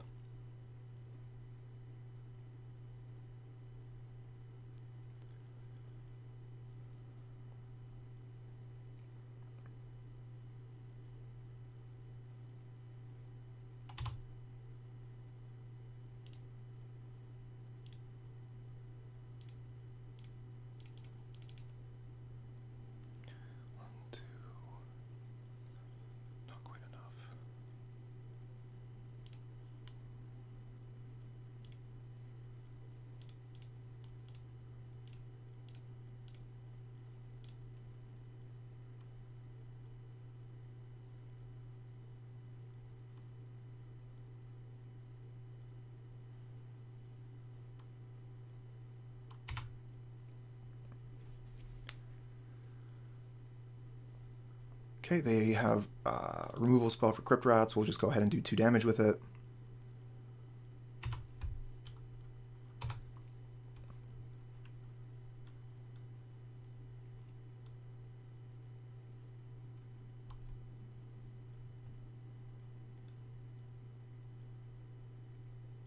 Oh, Weather the Storm is nice.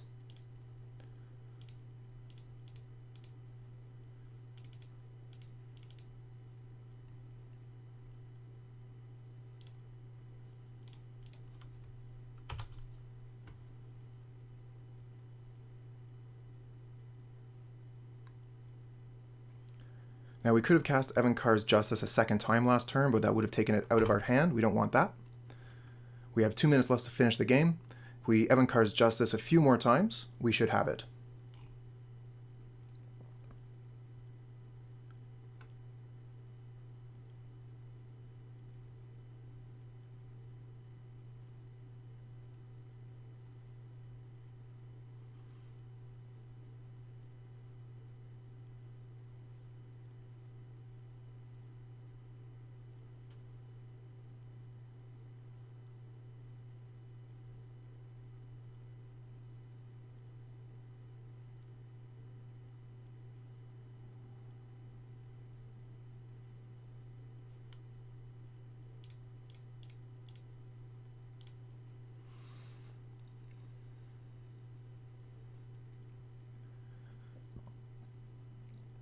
Looks like currently the only cards of any value we have in the graveyard are the Crypt Rats.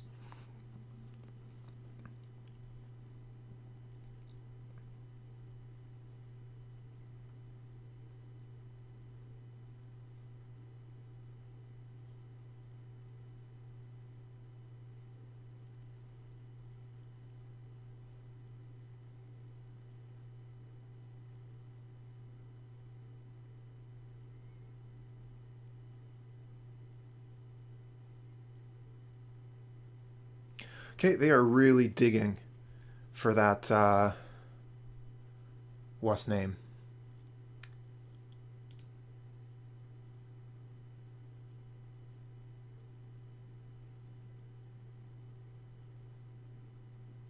Prismatic Strands. That's the one. Thank you. I guess that looks like Ninja. Ninja. Knijiga. Yeah, they're looking for the Prismatic Strands. They still have enough mana to cast it. They could also just get Creature here. Yep, and they'll be able to tap the critters in order to cast the Prismatic Strands. Okay, we get Pulse of Murasa. So we're going to Pulse. I get the Crypt Rats back.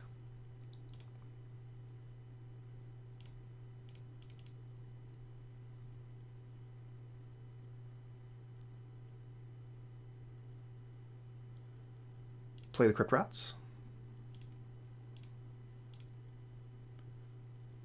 Okay, we have 6 mana left, so unfortunately we cannot quite kill them. But we can next turn.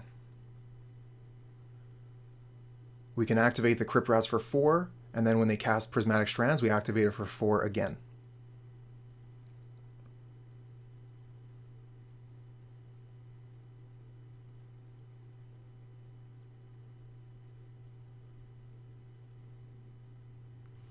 We'll probably just activate it for 4 at the end of their turn. They won't be able to attack because they want to tap the birds for the Prismatic Strands.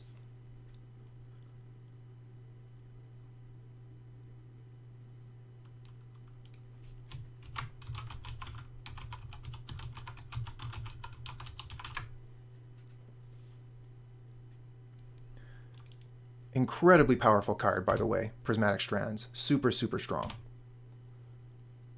Oh, they're attacking. Okay.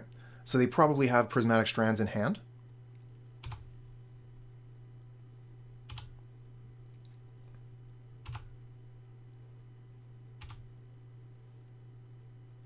Oh, Journey to Nowhere. Okay.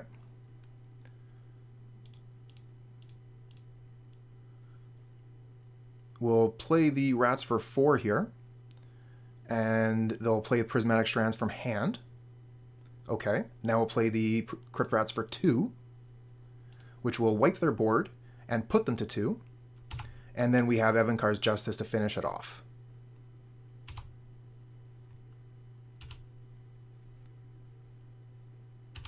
Nope, they have another creature. So they still have the Prismatic Strands in the graveyard. So we've got a little bit more work to do. We can leave our deserts untapped so that if they attack in, we can kill the birds with desert. Ah, spellbomb. Very nice. Let's start with spellbomb.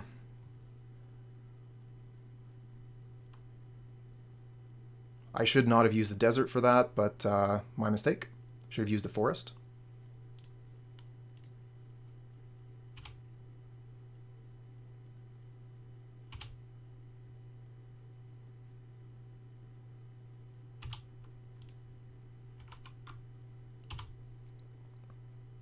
Okay, so black damage is prevented.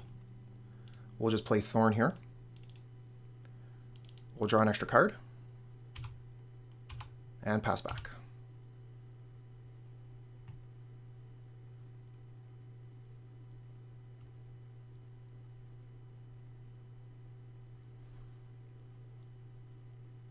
I know, right? Close game, though. Let me just hit the 6 button here so that we can skip through the opponent's turn without losing any of our clock. Although we do want to kill the birds. I mean, that doesn't matter. Our clock matters more. We don't need the desert here to kill birds.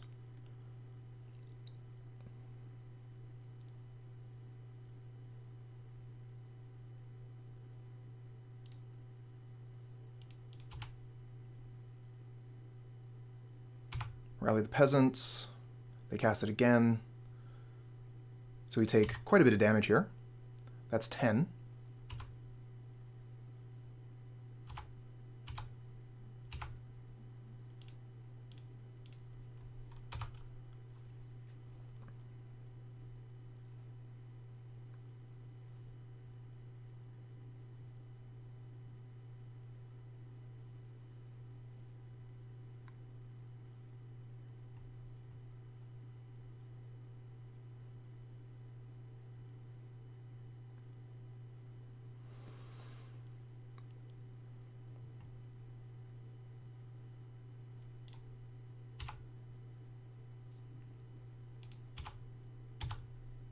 We should have used the Evincar's Justice first, I think.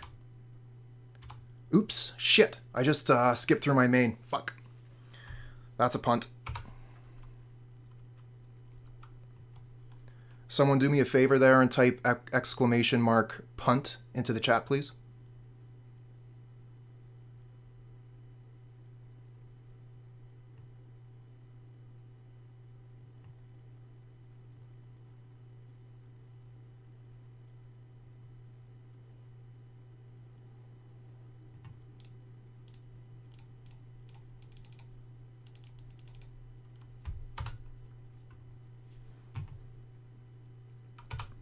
I would do it myself, I just don't have the time. Thank you. Thank you.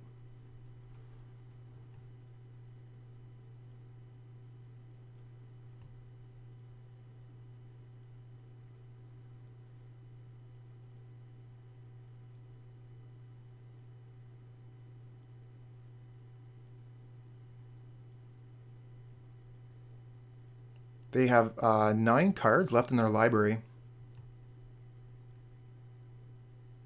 Okay, they have exactly enough mana for another Strands here.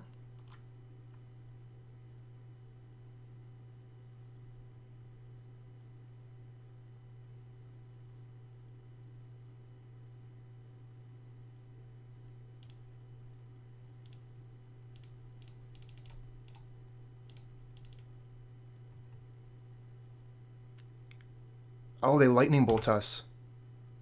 Oh my gosh, that's a draw.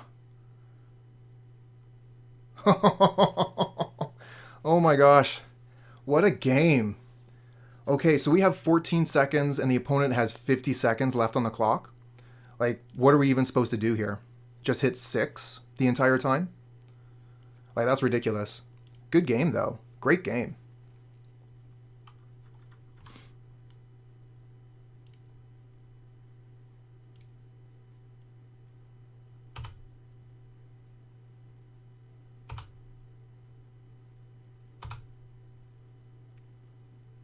Oh, man, I got the cleanup step as well. Yeah, that's GG. Yeah, I was hitting F6, but we also have the cleanup step to deal with. Okay, this is a very land-heavy hand, but we don't mind those. The problem is if it's an aggressive deck. We have a Chainer's Edict and a Durress. We're going to keep this. We could get heavily punished for it, but we're going to give it a shot. We'll start with a Durress. Okay, we're playing basically a mirror match here. We're going to take the Bonder's Ornament. It looks like they're MonoBlack, whereas we're Golgari. So we're going to have a whole bunch of removal spells going back and forth here. Okay, we're going to cycle the Ash Barrens, go get a Forest, and then play the Rot Farm. So we've got plenty of green mana. Don't need to worry about that anymore. We'll just go get Swamp with the other Ash Barrens. Okay, Witches is something that we could kill, but we have Bonder's Ornament. So we'll play that instead. We can also cycle the Ash Barrens, but we're going to do that end of the opponent's turn.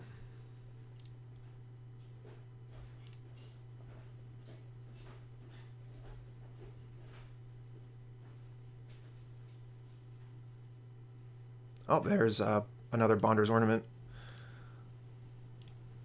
So if either of us use the Ornament now, we both get to draw a card. So it's not too good if we use it anymore.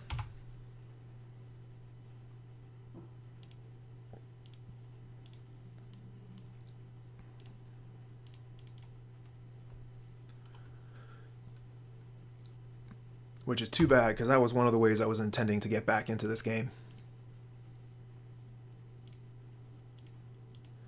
Okay, they're going to have Chittering Rats, which is going to set us back a card.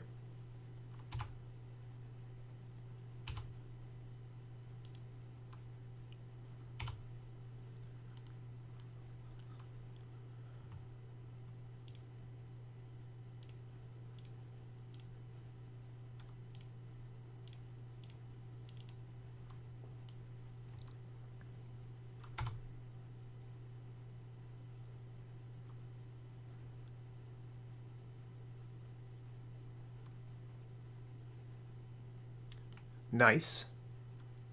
So they're getting nothing with this divest. That's just a wasted card on their part.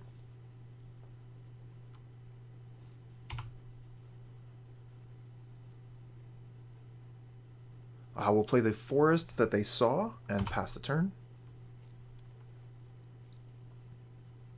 So again, if we use the Bonder's Ornament, the opponent gets to draw a card for free, so we're not into that.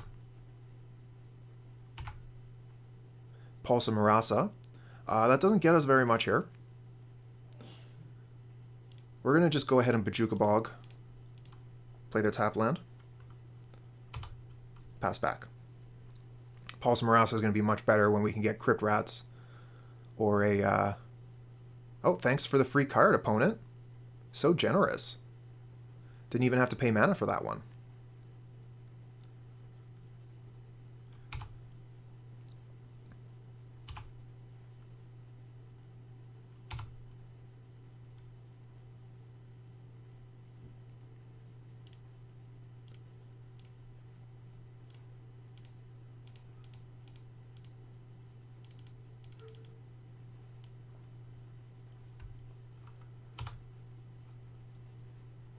So we're getting a little bit of card advantage using the Chainer's Edicts from the graveyard.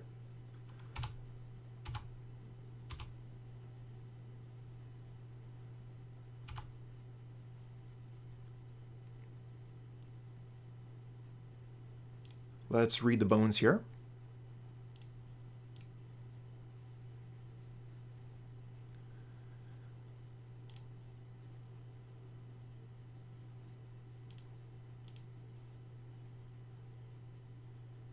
We're going to keep those. We don't have any removal right now, so we're going to keep it. We'll play the Radiant Fountain so we can bounce that back next turn and gain some life with a Rot Farm, and we'll pass.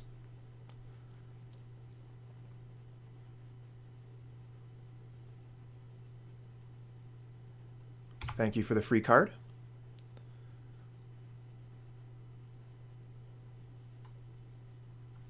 Opponent's just loading us up with cards here for free. It's great.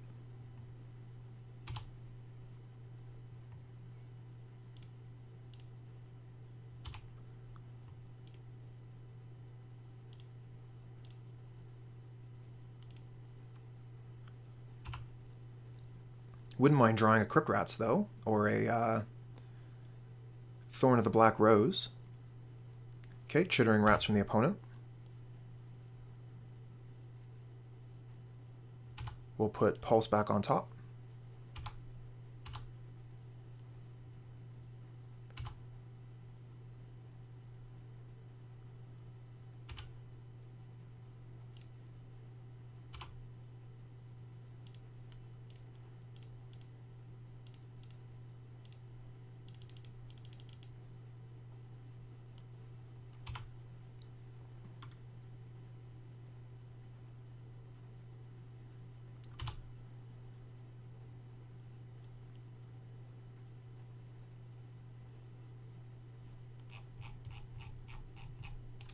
Okay, opponent signs in blood.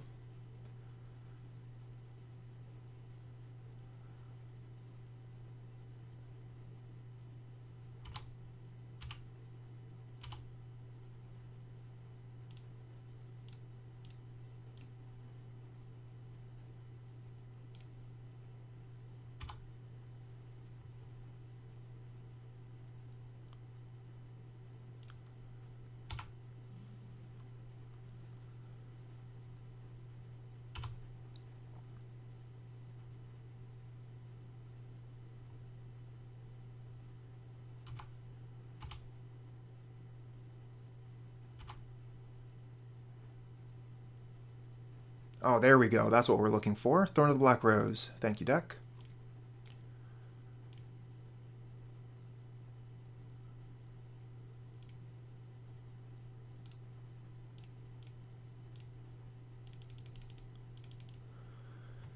Okay, and we're going to pick up the Bojuka Bog so that we can get rid of one of the Chainer's Edicts. I imagine they'll cast one of them here to get rid of our Thorn.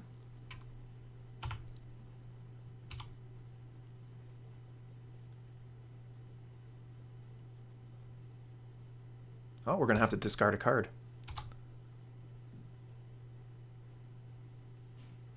Oh, and they're going for the cast down. Okay. Crypt Rats off the top is very nice. We'll go ahead and discard a swamp here. Keep our hand gassed up with spells. And with the Crypt Rats Pulse of Murasa, we're going to be able to recur the Crypt Rats... oh, what is this? Grey Merchant. That's fine. We'll go ahead and cast down. So we lose no life. Opponent spent their 5 mana for our 2, got no effect. Do we want to weather the storm here? We got, this is the 3rd spell on the stack, so we get 9 life out of it. Might as well be casting spells. We have the Monarch. Okay, we'll Bojuka Bog. Get rid of their Chainer's Edicts. And then we'll cast Crypt Rats.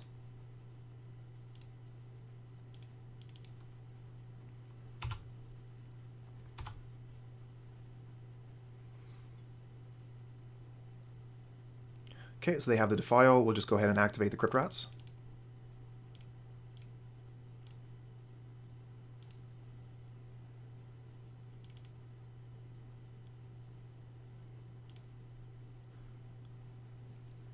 And then we'll Pulse of Murasa it back into hand.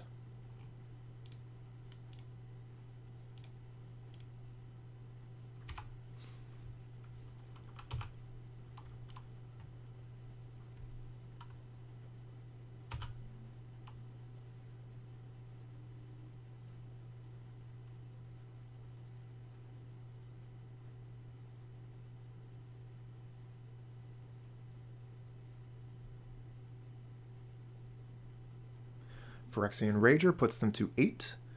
1, 2, 3, and 5 is 8 exactly. Oh, but they have the Grey Merchant, so they'll be able to gain life from that. We can't kill them with the Crypt Rats this turn.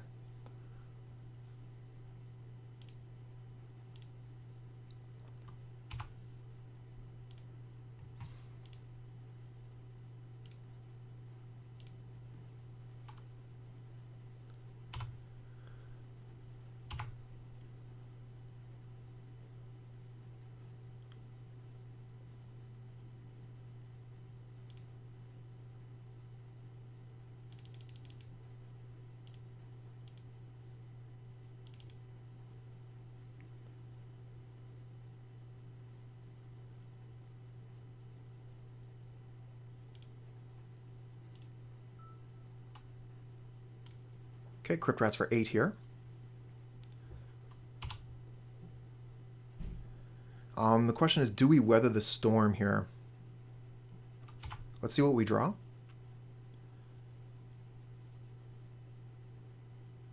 I don't see any harm in weathering the storm.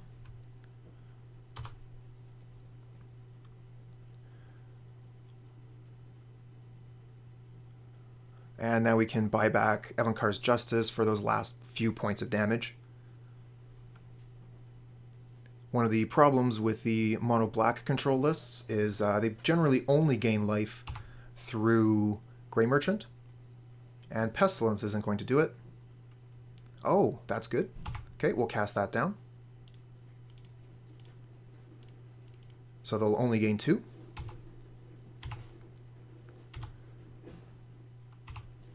And they lose the Pestilence.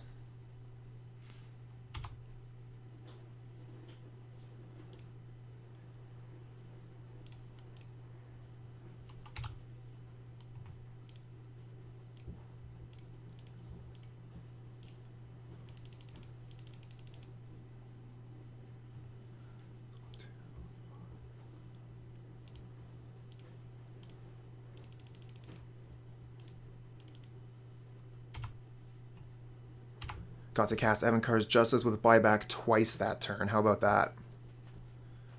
That's 14 mana. Okay, opponent is not ready to concede.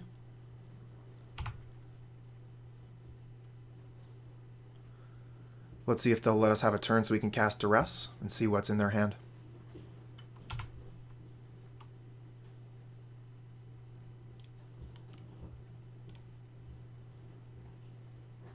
Okay, they showed us what's in their hand. Thank you.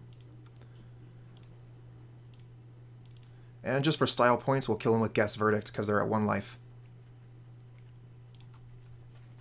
Although that is giving information to the opponent, which, not great. So we're going to bring in the Caustic Caterpillar. We're going to bring in the Dimir Guildmage. This is a control mirror, so Guildmage is fantastic. Not too hot on the spellbomb. I think the only cards we're really going to be hitting with spellbomb are going to be Chainer's Edicts. We already have Bojuka Bog. We could bring in some number of deserts. Most of their creatures aren't going to have a ton of power toughness.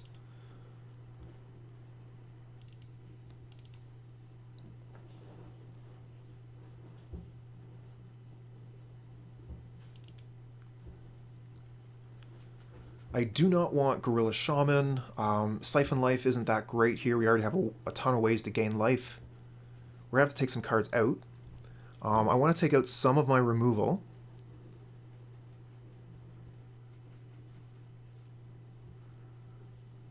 So maybe we'll just take out the Geth's Verdicts.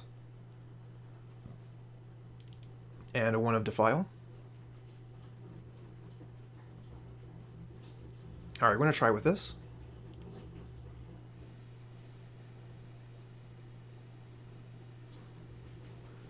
This hand is really, really awkward. I would like to mulligan this one.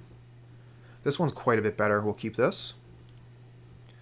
So what do we put back here? Golgari Rot Farms are kind of like a form of card advantage. Do I put back Swamp? That doesn't seem right either. Maybe I'll put back one of the Rot Farms.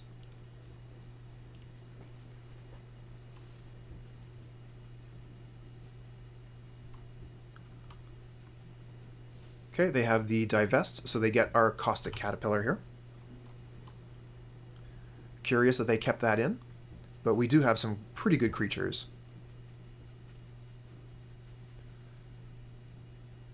Okay, we're going to... we could Durress this turn. I think we Durress next turn. Some of the cards we're really afraid of are the Bonder's Ornament, so we want to give them an extra chance to draw that card. So we'll just Ash Barrens here. Go get probably Forest.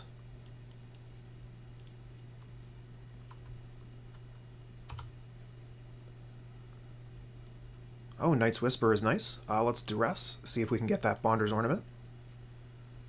Yeah, we do. Okay, they have 2 Thorn of the Black Rose in hand, though. That is a problem.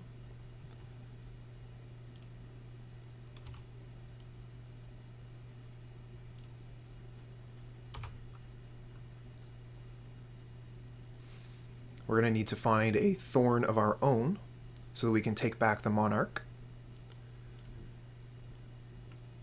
That looks like the same swamp that we'd already seen in hand. Interesting that they're passing the turn without playing the Memory Leak. Why do you have it if you're not going to play it? Alright, let's start with Knight's Whisper. Draw 2 cards. Okay, we find something. We're going to play Swamp here, and then we'll hold up the Ash Barrens. But we're probably going to be under the gun here. If they have untapped land, which they do, they can just play Thorn of the Black Rose, become the Monarch, and now we're in a lot of trouble.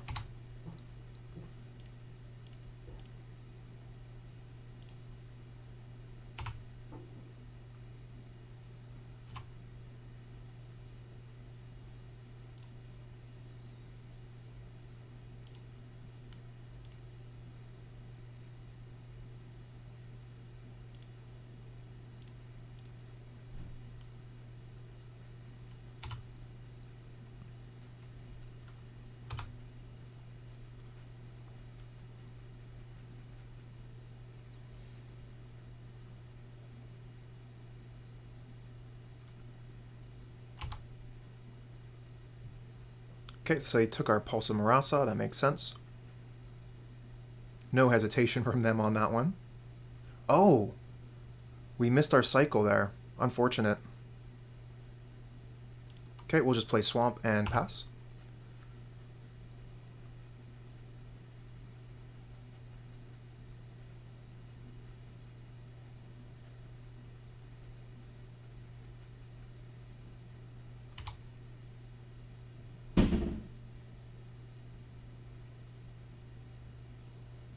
Oh, chittering rats from the opponent. Okay. So we put back the forest, and then we go and get it.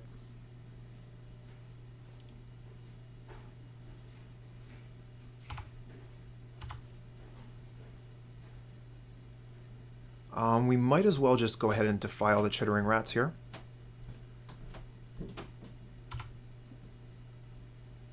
And we find Pulse of Murasa. Okay, that would be better if we had Crypt Rats or Thorn of the Black Rose.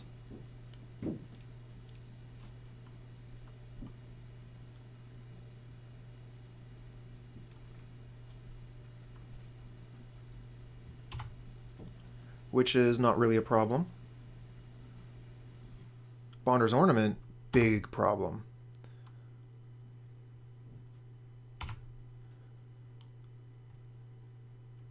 Opponent is out-controlling us here. 1, 2, 3, 4, 5, 6. We don't have enough mana for Chainer's Edict right now.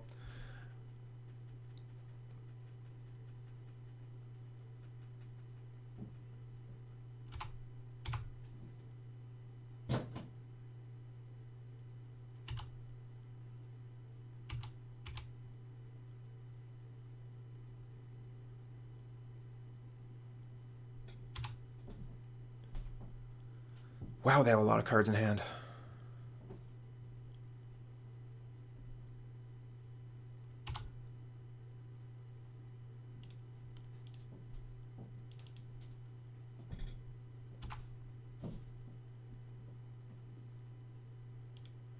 We're going to go ahead and use this opportunity to weather the storm. Storm count of 4, so we'll gain a ton of life.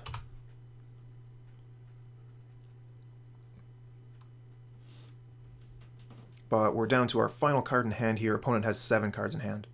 So things are really not looking good this game. Really need to find a Crypt Rats. Thorn of the Black Rose would be fantastic.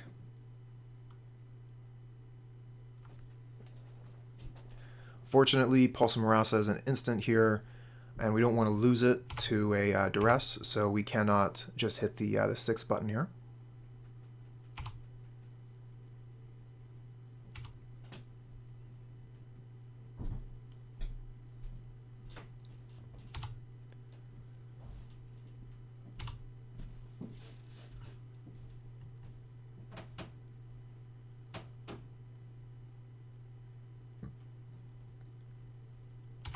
Oh, spellbomb. That's pretty good from the opponent. That'll turn off our Pulse of Murasa, basically. We get Read the Bones. Okay, that's pretty good.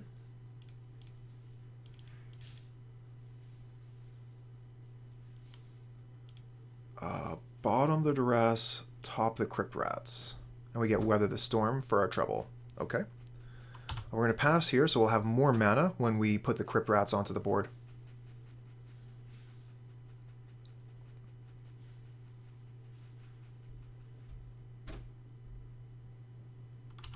Oh no, Wrench Mind.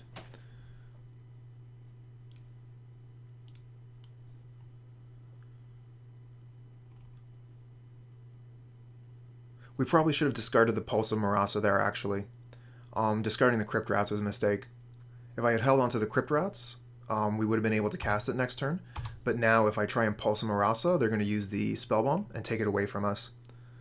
So that was bad. Should have discarded the 2 green cards.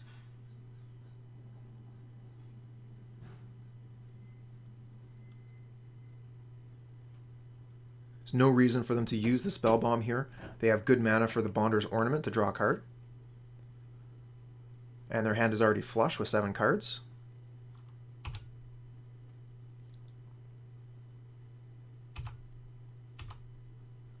Oh, Crypt Rats off the top. Lucky us.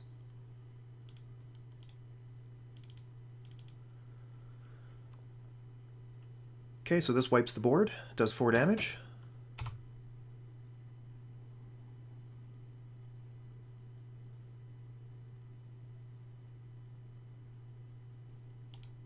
And we got a Defile out of their hand.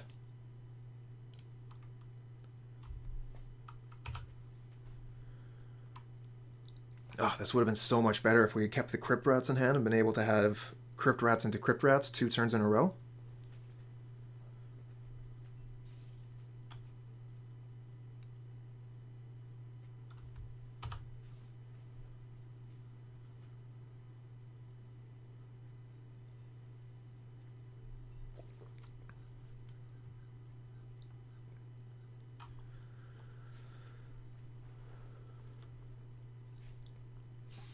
Okay, they're drawing a card with Bonder's Ornament here. Opponent, you already have 7 cards in hand. Do you really need more?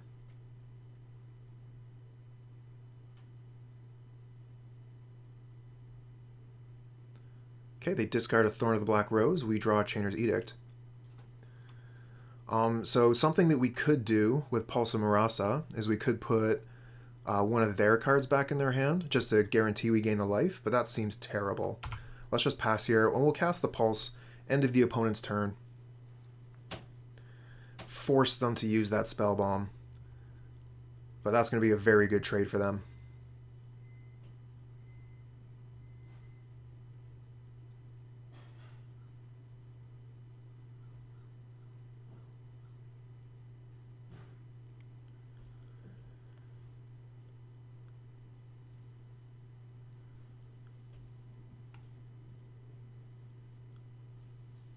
Okay, well, yeah, you got it. Memory Leak can take the... I mean, they can take a lot of things here. I don't know what they want to take. They have a lot of choices. But I'm not going to cast the Pulse into it, because then they would just be able to get the last card out of our hand using the Spellbomb here. And they take the Pulse. Okay. Did not think they would do that. They have the Spellbomb there, so there was no reason for it.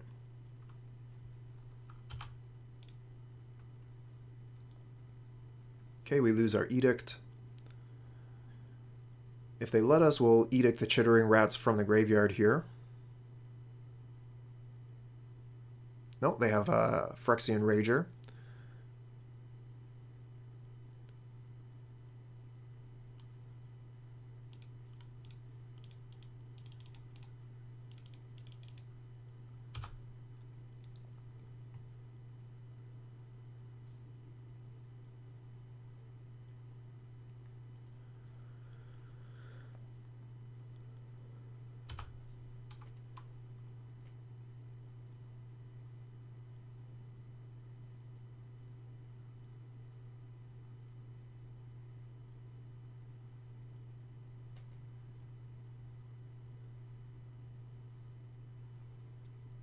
Another Rager. They're losing some life, but they're keeping their hand size quite nice.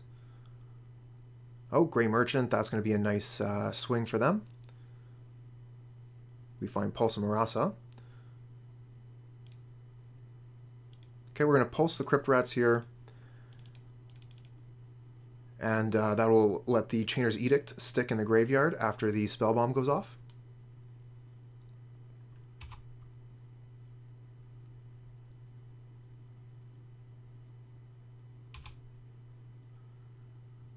And that means we do not gain the life, I believe, because the spell should fizzle. Yep.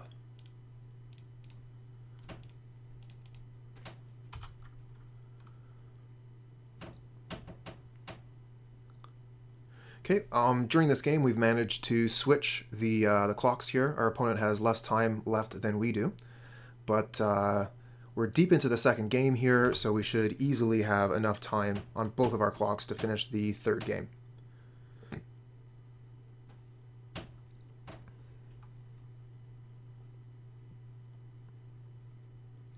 Oh, is this another Grey Merchant? So that's death.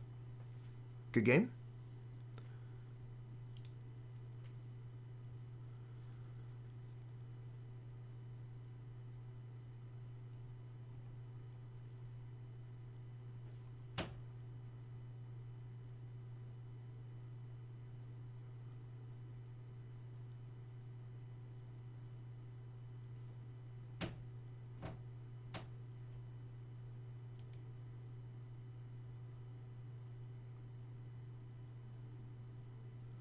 Okay, we will take the play here.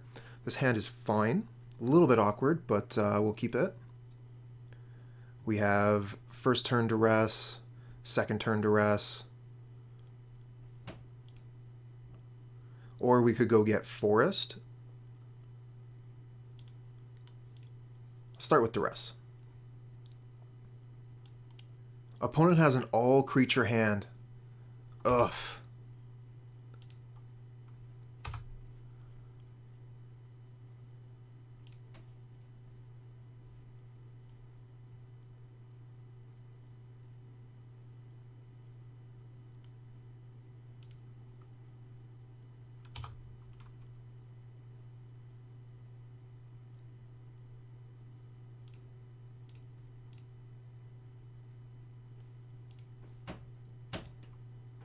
Okay, we'll go get Forest here so that we can cast our green spells.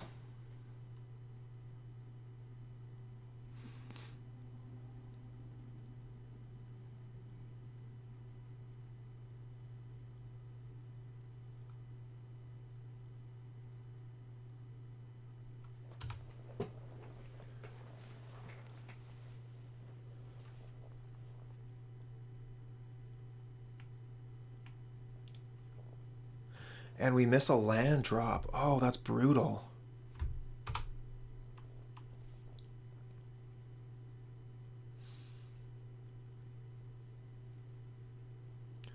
So they'll probably, swamp cycle the Twisted Abomination here.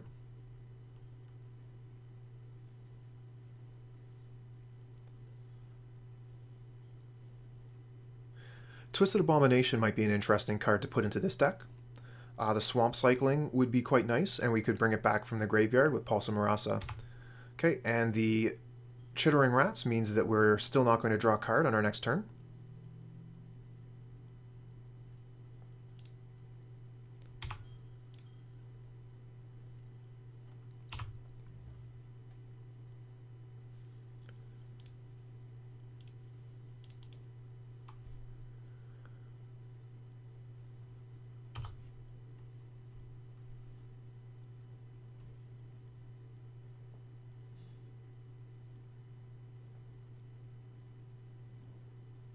And there's the Thorn.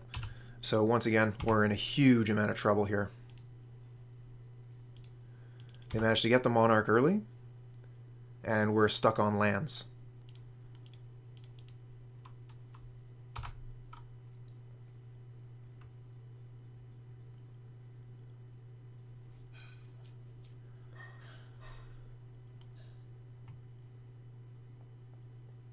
Another Chittering Rats. Okay. Opponent's doing their thing. Chittering Rats thing. It's pretty hard to get through that.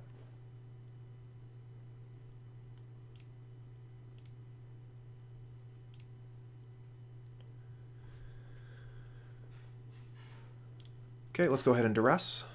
They've had plenty of time to draw some spells here. And they still only have creatures. Wow. Wow. Okay. Well, this game isn't going to be lasting very long.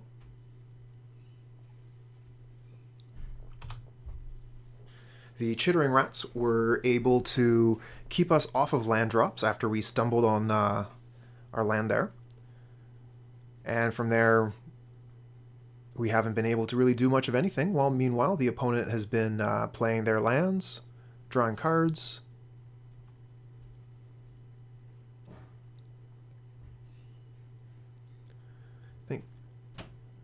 Oh, hey there, handsome.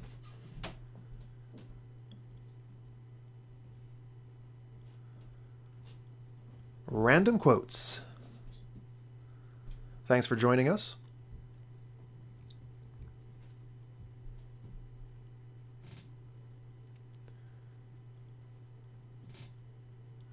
Is it morning, though? I feel like I've been up for 12 hours already.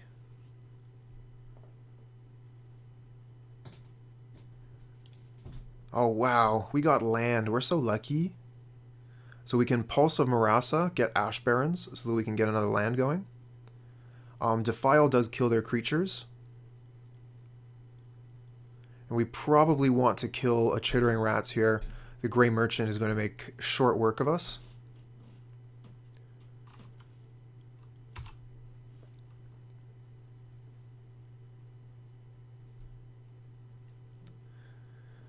Fell asleep on the couch. Not the best place for sleep, but there's a lot worse. You could fall asleep on the stairs. Could fall asleep on a bench.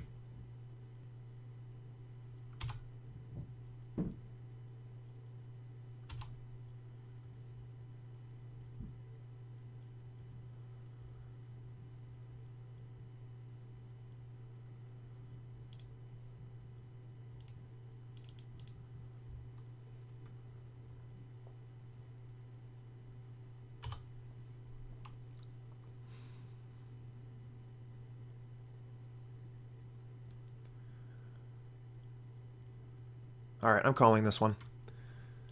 We are far too gone. We just stumbled on lands and weren't able to do anything. We have a 2-land hand, so we have Night's Whisper as well. And being on the play, Night's Whisper is quite strong, so we should be able to find that 3rd land for Bonder's Ornament. We'll keep.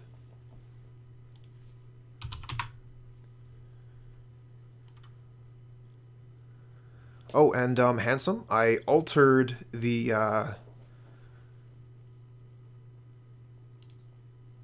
emote for our channel, for my channel. Not very much, but I put a little background on it, so it kind of pops now.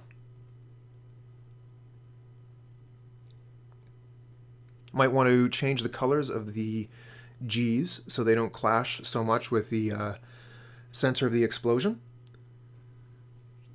Oh, a swamp player. Okay.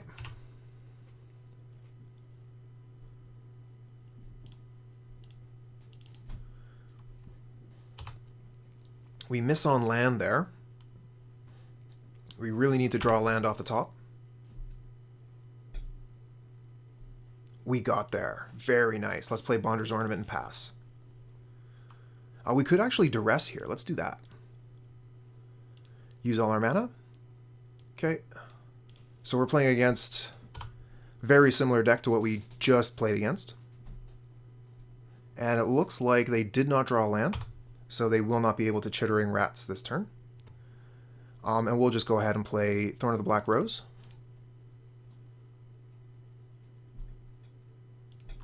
Means we're going to have to be very careful and kill all their creatures as they come down.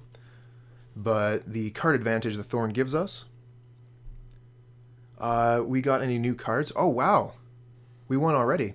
I guess they just didn't find that land, so they're going to concede there. Save their clock. No, we haven't gotten any new cards yet. We have to wait until Friday for the new set to be legal. So we don't know if the opponent is playing Bonder's Ornament, but we're going to expect that they are, just because Bonder's Ornament is that good. We'll bring in Dimir Guildmage as well. So we need to take out 3 cards. We're going to take out 1 Durress. We're going to take out 1 removals, probably 2 removal spells. I think we'll take out Geth's Verdict. And we'll keep the Defiles. We have the Chainer's Edicts as sacrifice effects. Plenty of removal for their creatures.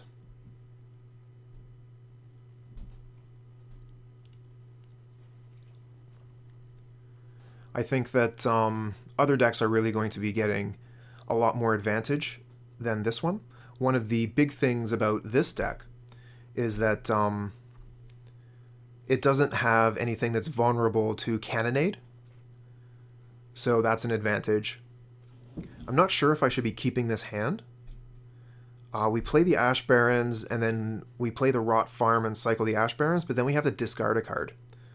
We're going to mull and keep this one. Guildmage is going to be very strong if we get to keep it.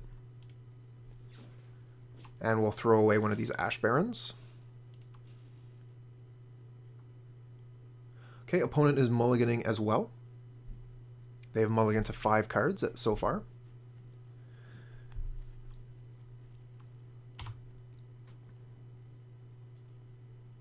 Okay, very nice. Read the Bones is great. We'll go ahead and pass here. Ash Barrens for a forest. And then next turn we'll Rot Farm. Or sorry, Read the Bones is what I meant.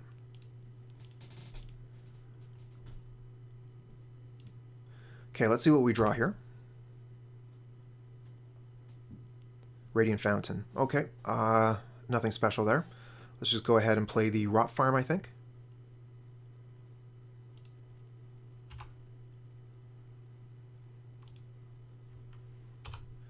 So when we play the Dimir Guildmage, we're going to want to have 6 mana.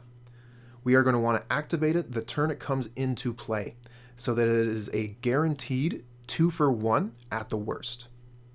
It is a lot of mana to invest in a single card, but especially in this matchup here, we're not going to want to throw it away for a 1-for-1. This is a 2-for-1 card. Okay, Chittering Rats, we have to put a card back.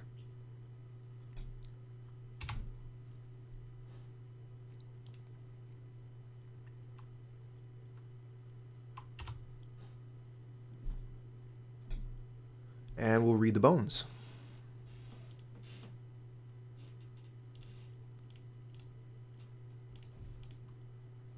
Okay, we have a pair of Chainer's Edicts. We'll keep one and ditch the other. We get a Weather the Storm. And opponent has Thorn of the Black Rose, so that is a problem. We don't have any card advantage, but opponent only has 2 cards here, so we might be able to pull through. We'll be able to clear their board, and then pretty soon we'll be playing Guildmage, and that'll keep up with the Monarch. And if we get to keep the Guildmage on the board, we get to take the Monarch. Okay, just a swamp off the top. We'll go ahead and Chainer's Edict. And hold up Cast Down. Should have held up the Golgari Rot Farm so that Weather the Storm was an option if they cast, a ton of cards. We have 4, so we need 2 more lands before we can play the Dimir Guildmage.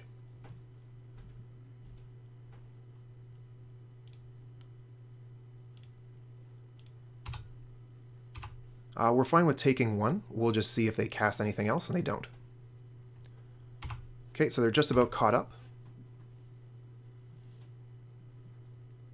And we find Ash Barrens. Lame. Alright, we'll basic land cycle.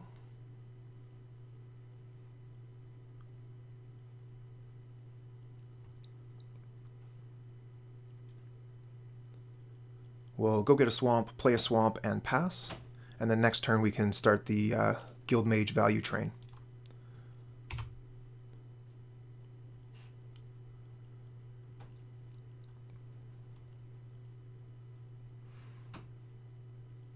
Okay, Bojuka Bog gets rid of our Chainer's Edict.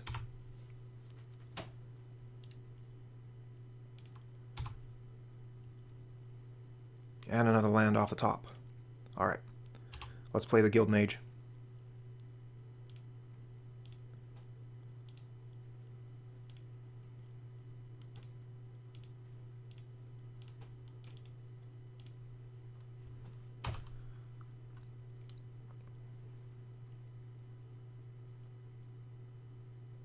Okay, we get rid of a Chainer's Edict.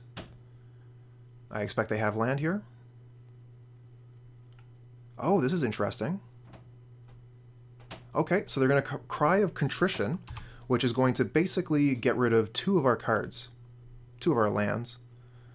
They're going to be able to enchant the Guildmage with it, and then use a removal spell on the Guildmage, and it's haunted, so we lose another card. Cry of Contrition getting some value here.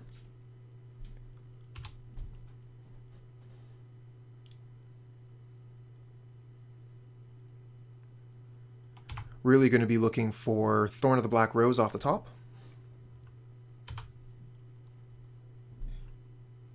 We find Crypt Rats instead.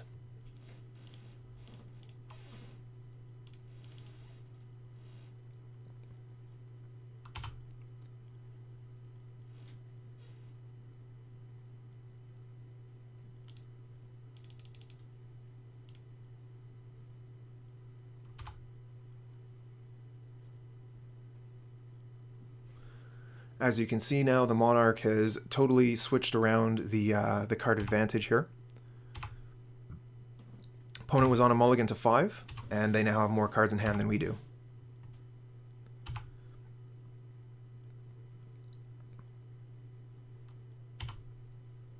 Okay, we're going to pass a turn and hope that we can get some extra value off the Weather the Storm by using Cast Down during the opponent's turn.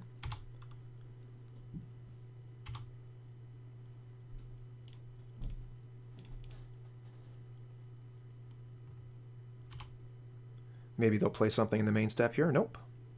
Alright, we're going to hold on to Weather the Storm. We're not in any danger yet. Pulse of Murasa is quite good. End of turn, we're going to Pulse of Murasa for Dimir Guildmage and play that.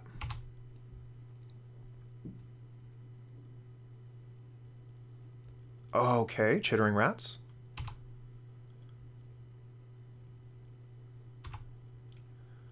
Put the Weather the Storm back. Alright, thanks, Papa. It does feel a little bit weird, but I've been doing it for a while, so I'm starting to get used to it. Gonna get the Guildmage back here.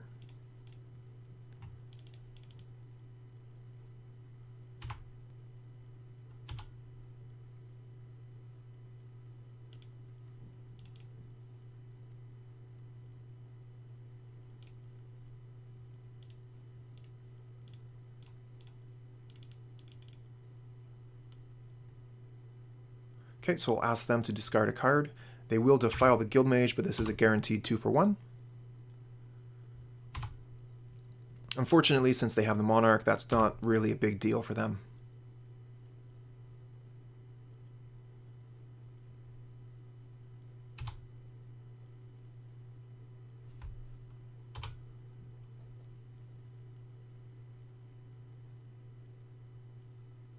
Okay, another Pulse of Murasa, but now we have no targets.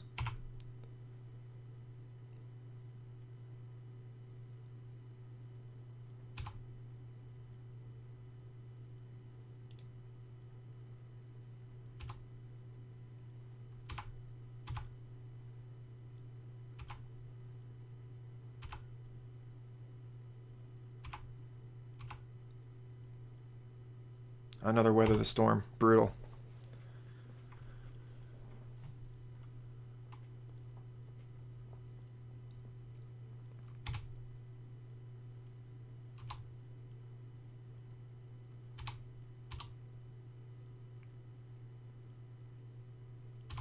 Don't really want to put any shortcuts going through the turn here, just in case they cast more spells so that I can Weather the Storm. But it's not looking good here. The opponent has had the Monarch for far too long. We haven't been able to find our Thorn of the Black Rose. Weather the Storm is going to get us a little bit of time so we can try and find it, but opponent has gotten so much card advantage out of their Monarch, it's going to be difficult to catch up. Okay, a Guildmage off the top. We take those.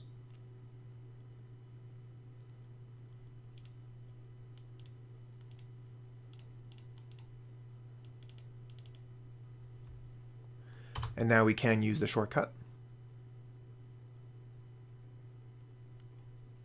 Opponent has just a ton of creature removal here, which shouldn't do them all that much good in the matchup, but has been quite effective. They have more creatures than we do, and we haven't been able to keep their side empty. Okay, Pulse of Murasa, we can get back to Guildmage that way, gain some life.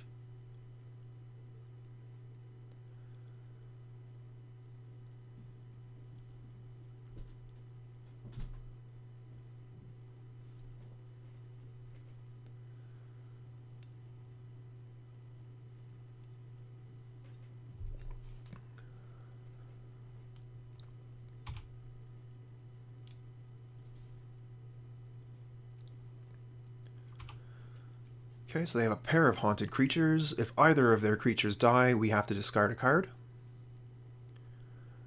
Grey Merchant.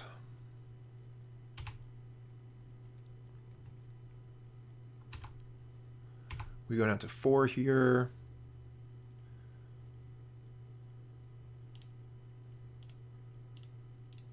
We'll go ahead and use Pulse to survive.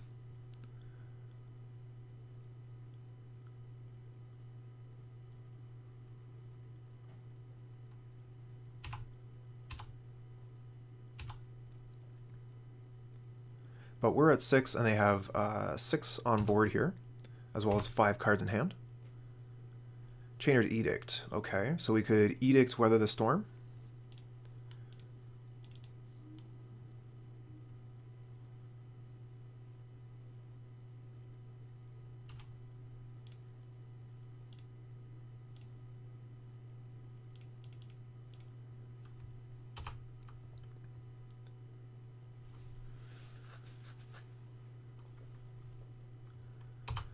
But I think that long ago we crossed into what Jeff Hoogland would call garbage time. Another Grey Merchant, so that's pretty much death here. We'll concede.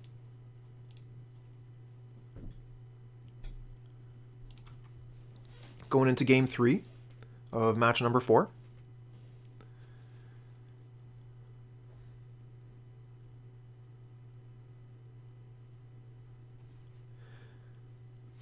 I think the deserts wouldn't be too bad, honestly.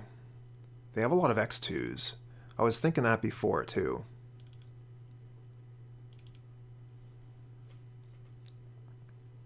The Dimir Guildmage didn't do all that great, but that's because we didn't have the Monarch. If we had the Monarch and we were playing Guildmage, we would have been way ahead.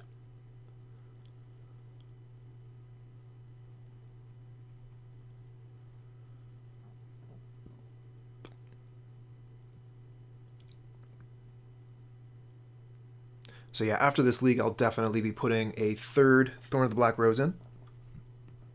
So important in those control matchups to be able to become the Monarch.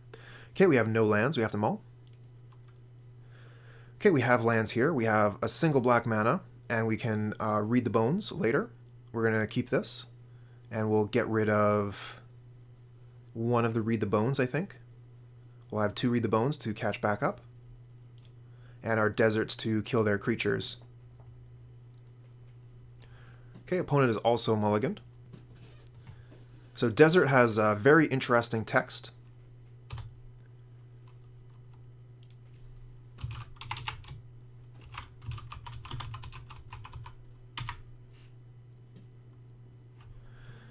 In that it actually can only be activated in the end of combat step after damage.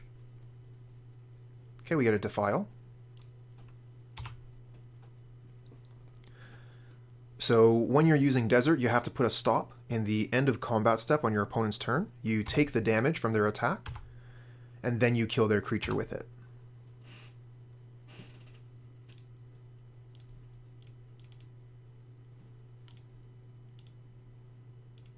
Okay, we're going to bottom the Pulse of Murasa. We have no green mana. So we get Swamp and Evincar's Justice. Evincar's Justice is amazing.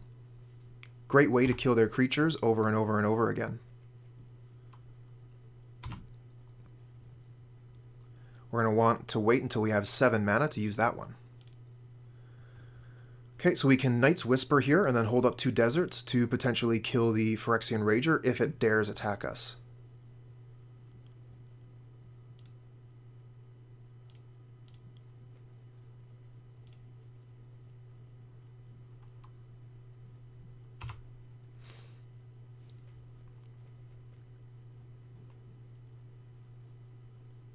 Okay, Thorn of the Black Rose, that is a problem. They managed to get that Thorn of the Black Rose. Game's, okay, so they are not attacking. Smart opponent.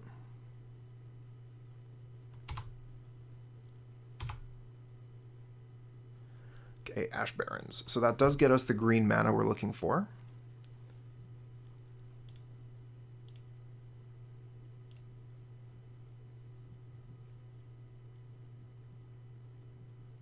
Or would it be more important to get a 3rd Swamp?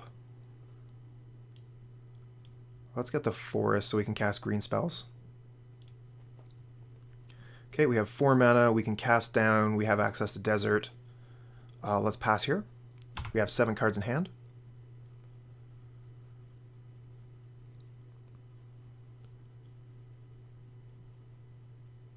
Cry of Contrition is going to make us discard a card.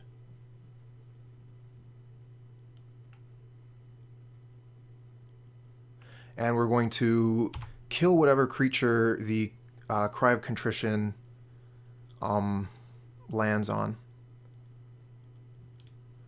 We're going to keep our removal spells here. Now, which target are you going for? Okay, we're going to cast you down.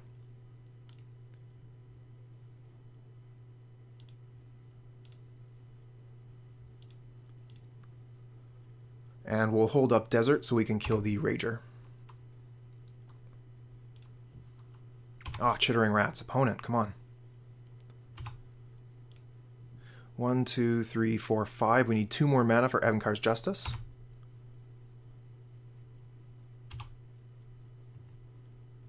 Let's read the bones.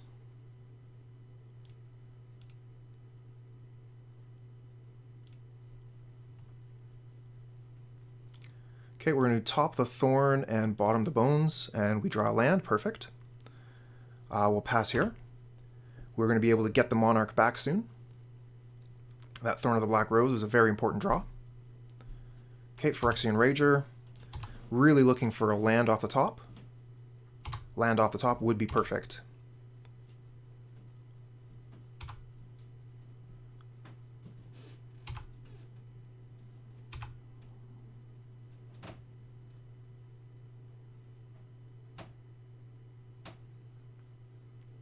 No land, okay. We could Dimir Guildmage. Evincar's Justice would still wipe the board. We could Thorn here. But if we Thorn, we're going to lose the Monarch when they attack us. Or we could cast down Defile and try and keep it. 1, 2, 3, 4, 5, 6. We would only have one spell available after the Thorn here. It might be better just to go ahead and use the Evincar's Justice, wipe the board, 3 for 1, and then try and recover from that. I hate casting this when we're one land off of being able to buy it back.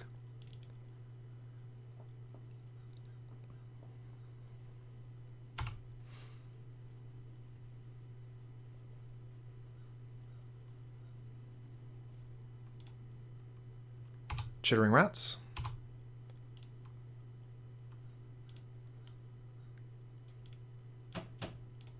We'll Defile it, and then we'll play our Thorn. Let's take that Monarch back.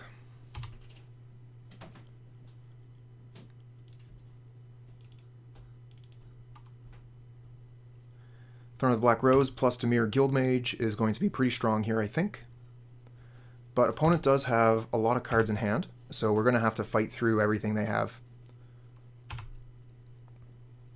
And deserts don't stop the opponent from getting the Monarch. Deserts only take only do damage after the opponent has already done damage to us. Okay, Bojuka Bog gets rid of our graveyard here. I am playing Golgari Control, and the opponent is playing MonoBlack Control. Okay, they have no creatures here, so we get to hold on to the Monarch for a little while longer. Let's go ahead and play the Guildmage, I think. 1, 2, 3, 4, 5, 6.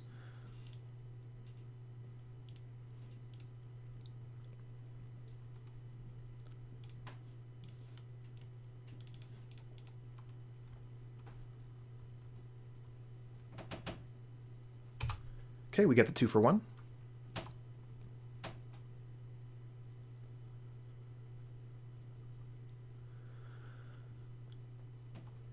Okay, Chittering Rats, pretty good from the opponent. Let's go ahead and put Chainer's Edict, I think, on top.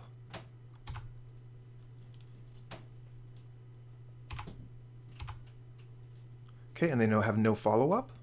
Excellent. Okay, 1, 2, 3, 4, 5, 6, 7. We're not going to have enough mana for Guildmage and Edict, so we'll just go ahead and Edict first.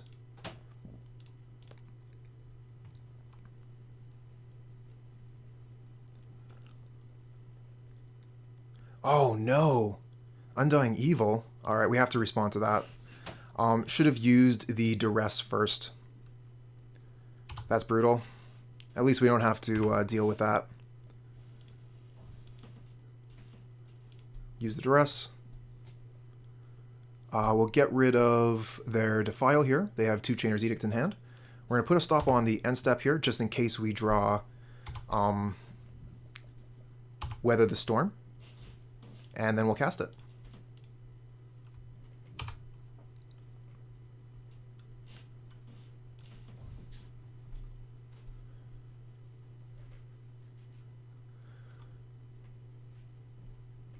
Okay, Cry of Contrition. Unfortunately, we lose our Guildmage for that. And we get a nice Whisper. Very nice. Let's go ahead and draw 2 cards. Okay, we'll play the 3rd Desert, and we'll pass. Monarch doing quite a bit of work for us now that we got it back. Okay, Phyrexian Rager, we have the kill spell for that.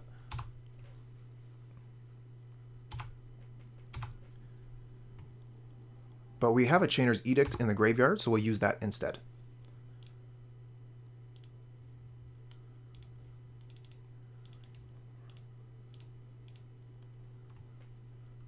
Should have held up a black mana here. That was a bit of a mistake.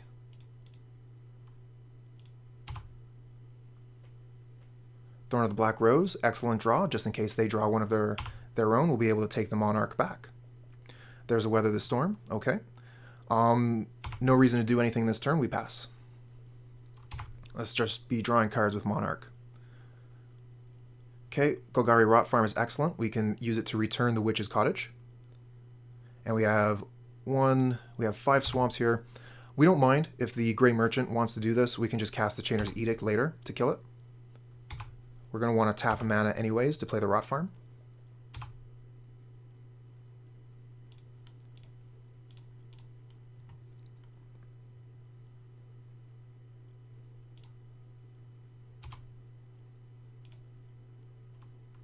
And we'll pass the turn back, draw a card with the Monarch.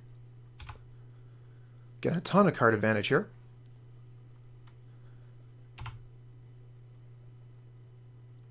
Bonder's Ornament, another way to get card advantage. Let's play Witch's Cottage. We'll put the Guildmage back on top. Let's see here. We'll Durress them. Get one of their Chainer's Edicts, whatever. Play Bonder's Ornament. And then we'll pass the turn. We can draw a card with Bonder's Ornament on their turn. End of turn, unless they play a Bonder's Ornament of their own, in which case we'll do it in response.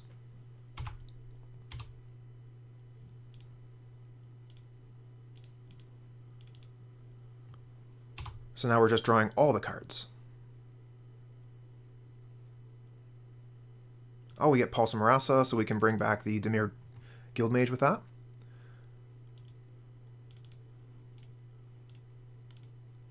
Let's make them discard all their cards.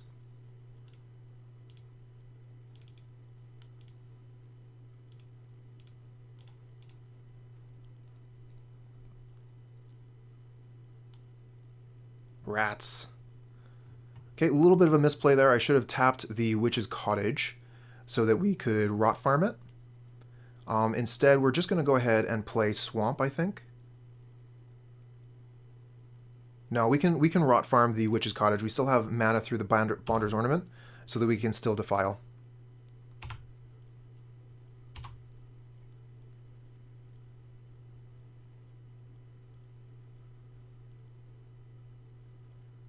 I know, handsome. Get it together, Cooper.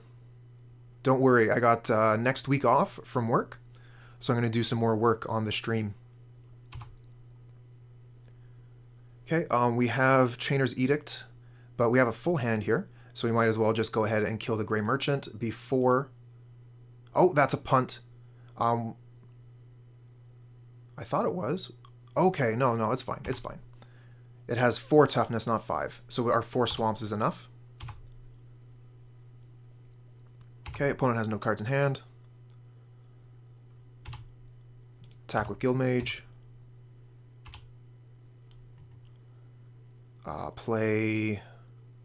We'll just play Swamp here. We'll keep the Witch's Cottage to get a Dimir Guildmage back if we need it. But we're in firm control of this game. Yeah, we can discard a card. We'll discard Durress.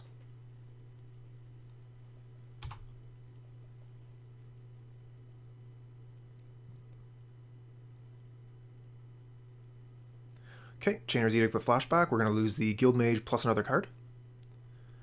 Let's start by drawing a card with Ornament.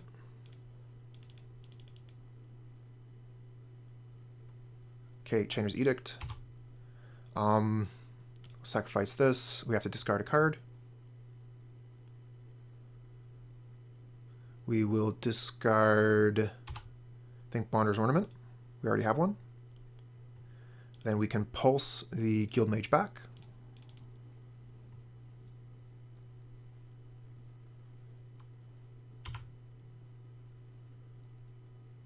And we get Crypt Rats. Okay, cool. We'll play Crypt Rats then. And this will finish the game out in short order.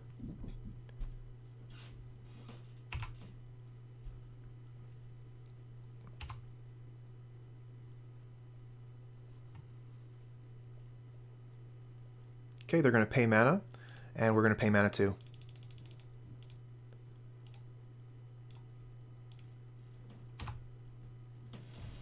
Crypt Rats for 7 here.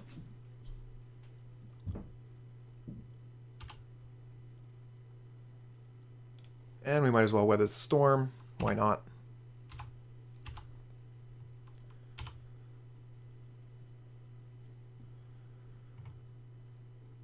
Okay, we'll play Witch's Cottage. Put the Crypt Rats back on top.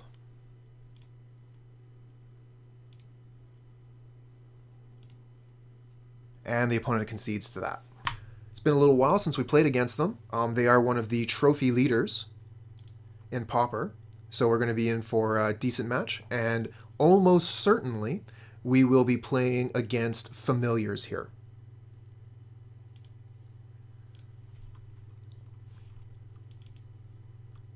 We're going to get rid of Weather the Storm.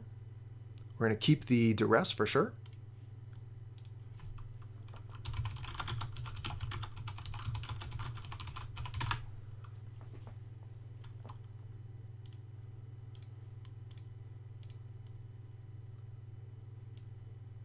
Okay, we could take their first turn play, but the Bonder's Ornament is too much of a problem. We're going to get rid of that.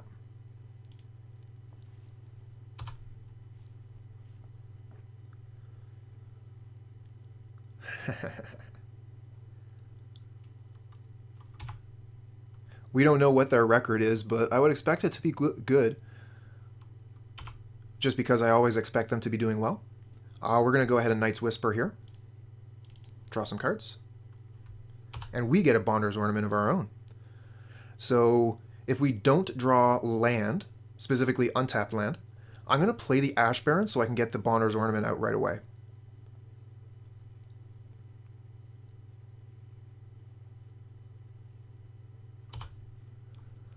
No land. Okay, we'll play the Ash Barrens so we can play the Ornament.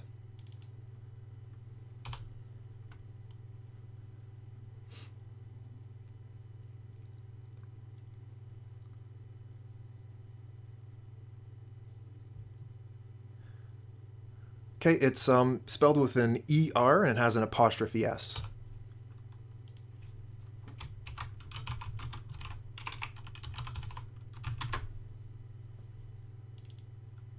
Okay, unfortunately we miss out on land again. Pulse of Murasa would have been quite nice if the Ash Barrens was in the graveyard, but it's not. We don't have enough mana to draw a card with the Bonder's Ornament. We just have to pass. Although we could Geth's Verdict the Seagate Oracle now, I would rather wait and do it in response to something.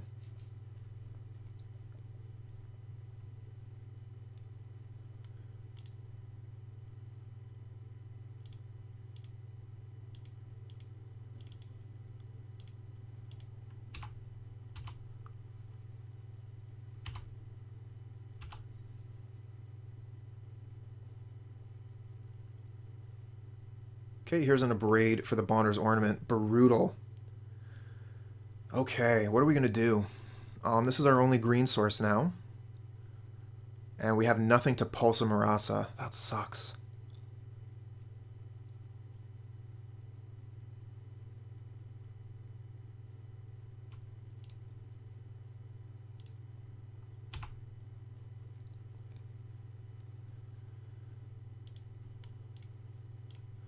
We're going to use the Geth's Verdict here.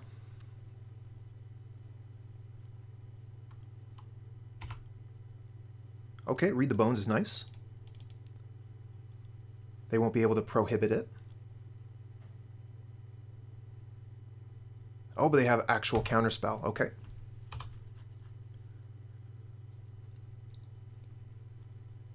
There's a Mole Drifter. And we have no mana untapped, so they're going to be able to ephemerate that Mole Drifter and just draw a million cards, basically. That's really, really strong for the opponent. They're up to 6 cards now. They have a Mole Drifter. And we're still having trouble finding our cards. Let's Night's Whisper first. Still, ugh. Okay, we're going to Defile the Muldrifter. Having some real trouble here finding our lands. But we're not out of it yet. Fortunately, the Ephemerate is gone forever. They found another Bonder's Ornament, though.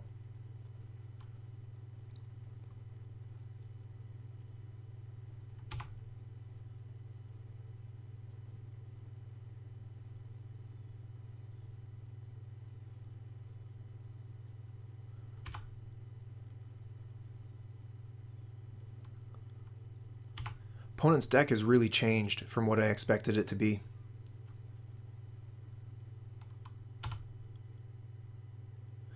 Another turn with no land. I guess we'll just cast a Crypt Rats and pass. Better than doing nothing, I think.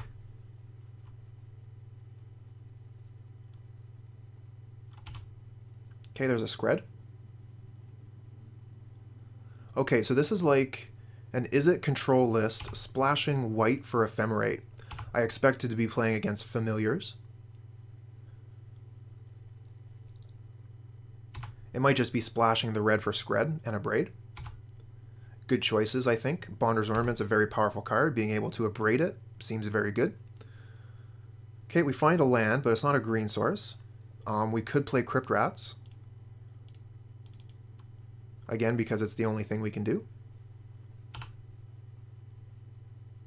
And we can hold up Defile if they try and do some tricks with the Seagate Oracle. Okay, they're just going to draw a card here. They're going to be getting quite a bit of value out of that Bonder's Ornament. We have no way to remove it in the main deck.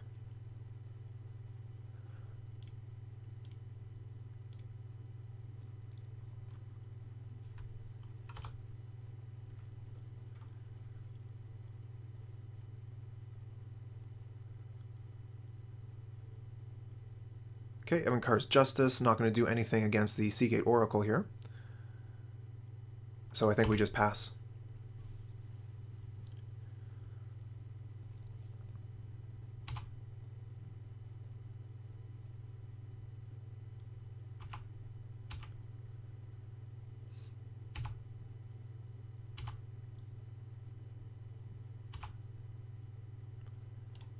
Okay, we'll cast the Durress. What else are we going to do? Get some information on what the opponent's doing here. Could be met with a Prohibit. No, actual counterspell.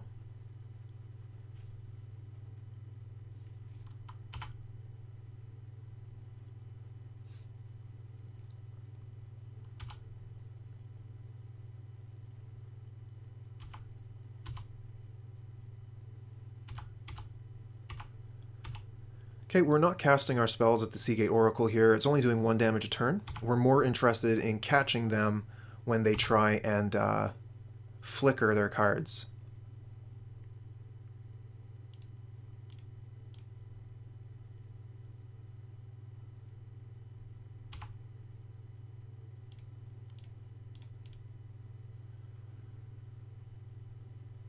Okay.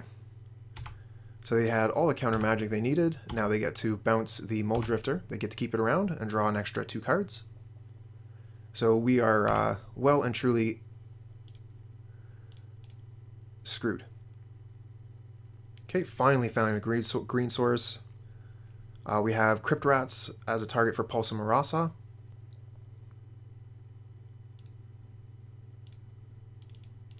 So we can gain some life back. They could have Dispel,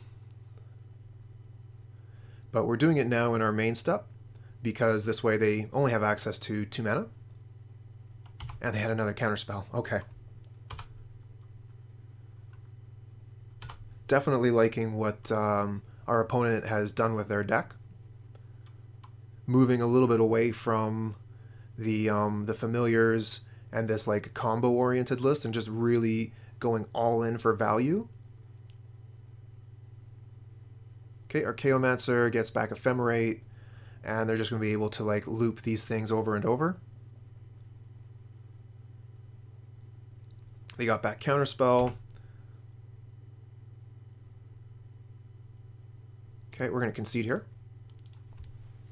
Go to the next game.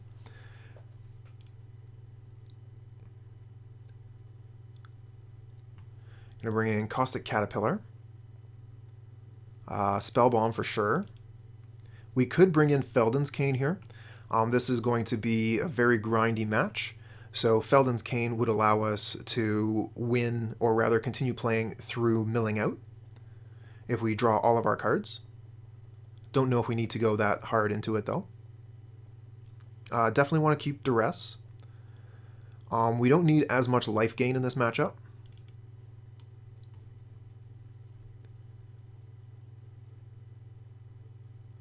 I really like the Verdict and the Edict in this matchup. Even if they bounce their creatures, flicker their creatures, they still have to sacrifice.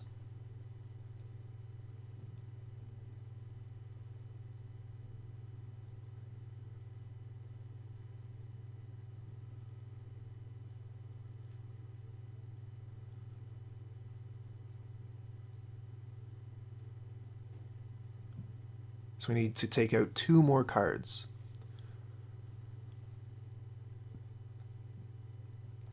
I could just take out the Weather the Storms. We're not dealing with an aggressive opponent. We have Pulse of Murasa to gain life. I don't think I want the Deserts though. They have a lot of like X3s. It would potentially kill their Muldrifter if I had 2 of them. I don't think it's quite good enough.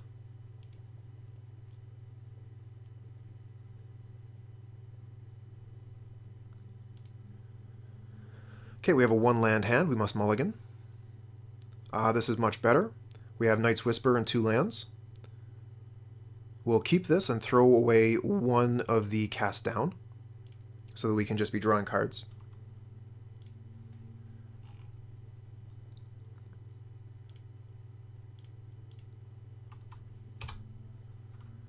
Spellbomb, really good against this deck. Although it is vulnerable to a Braid. Let's play Night's Whisper here. Hope we draw a land. We miss. Really want a land so we can read the bones next turn.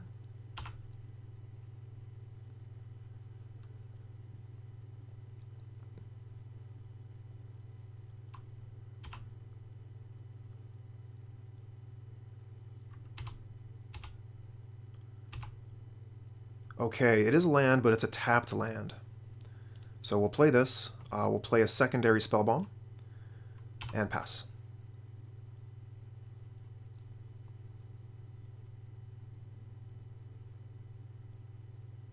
Okay, Bonder's Ornament. We have Caustic Caterpillar, but we need 2 green for that.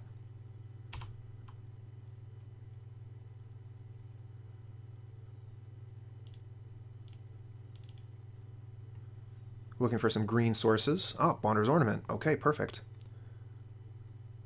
Let's bottom the Radiant Fountain and top the Bonder's Ornament. We get a Durress. I think we'll go ahead and play the Durress now. And take the Dispel. Okay. Now we also have information on their hold.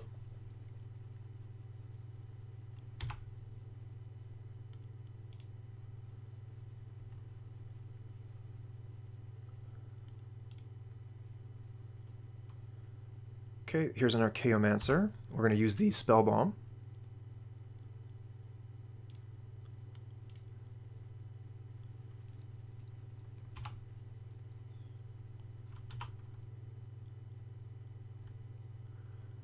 Yes, the Ornament is definitely dabbing.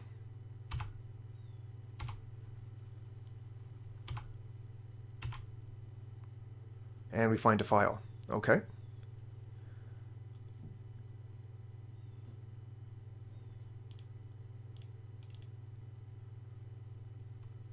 Play the Ornament, and I'm just wondering if we go ahead and Defile the Archaeomancer right away, or if we try and get them later.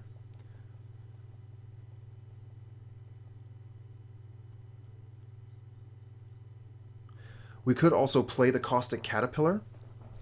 They didn't seem to have removal ready to go. They had no spread. And we don't have a second green source, so we're going to play the Caustic Caterpillar now and hope that it survives.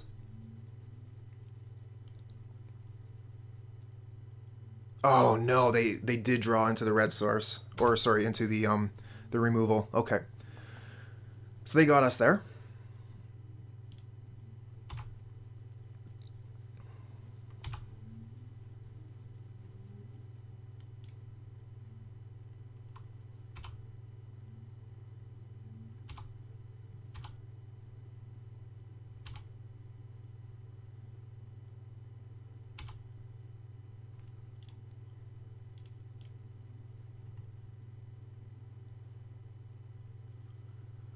Okay, interesting. We'll play Edict here, and then we'll hold up single black mana so that we can either spellbomb or defile something. Oh, they have counterspell. Okay.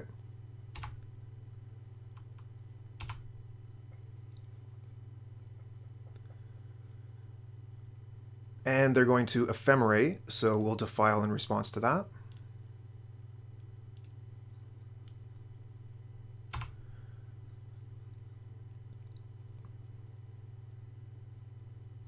Okay, gain 3 life, draw a card, don't care. And that's the last card we knew about. They're out of cards in hand, besides the one that they get with the Seagate Oracle.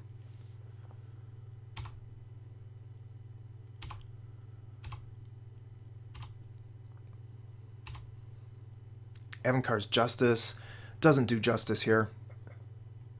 So I'm thinking we could cast down, but then we won't have enough mana to Thorn here.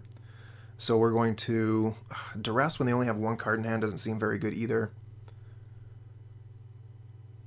But I mean, it's really pretty much the only thing we can do. Let's see if we hit. We would have hit, but they're going to cast the lightning bolt at us. And now we're at 9 life.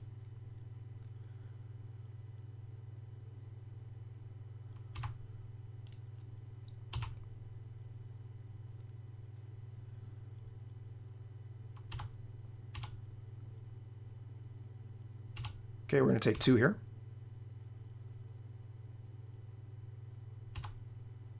And we get another Durress.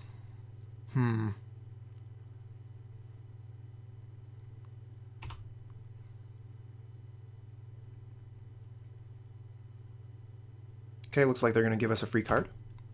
We get a Crypt Rats off the top. Very dangerous with our low life total, especially when they're playing lightning bolts.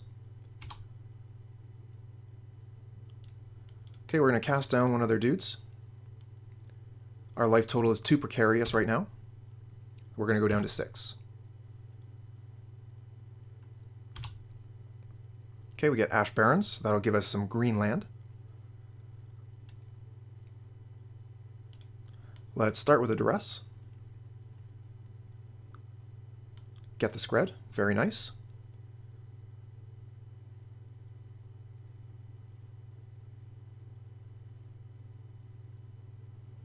So if we play the Ash Barrens, we get to play the Thorn of the Black Rose and hold up black mana. It means we still don't have green mana besides the Bonder's Ornament.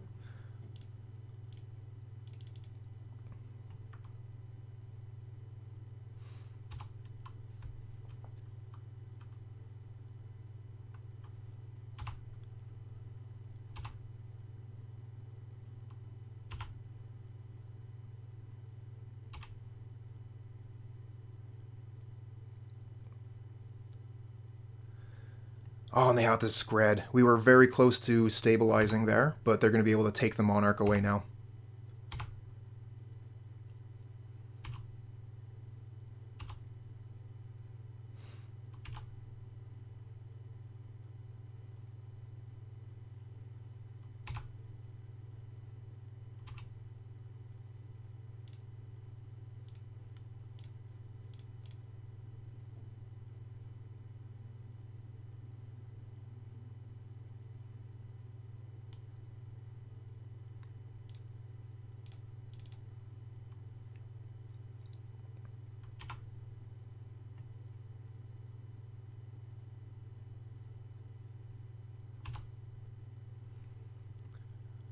I do like that we're drawing free cards with the Bonder's Ornament here. Our opponent is spending the mana to activate their ornament, but because we have an ornament of our own, we get to draw a free card.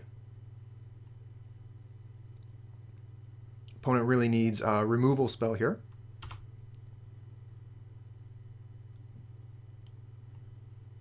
Otherwise, we could take back the Monarch. Okay, our Chaomancer is quite good, but they're not going to get anything from it. We're going to go ahead and use this spellbomb. Oh, and they have the Ephemerate. Brutal.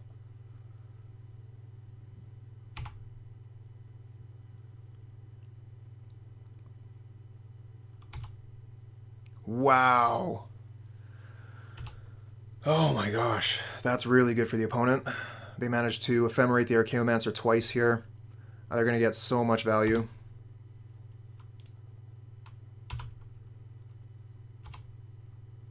And we're not going to be able to take the Monarch back. They can kill the Crypt Rats.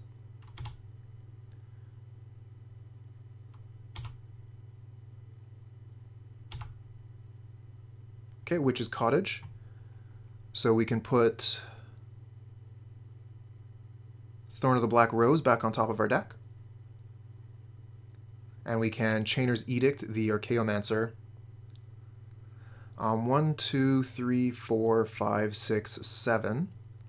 So we're not going to be able to cast 2 Edicts. If they have Counterspell, we're pretty boned.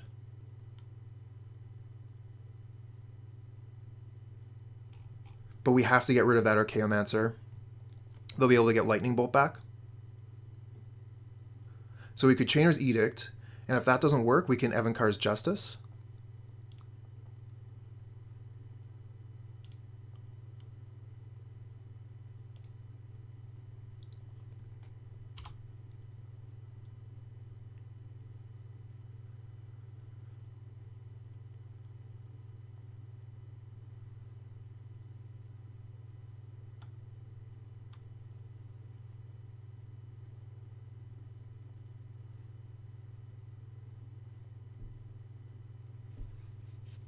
Kind of funny that I thought that our life total wasn't going to be much of an issue, and here I am with life total of 5, where I'm basically dead to Lightning Bolt.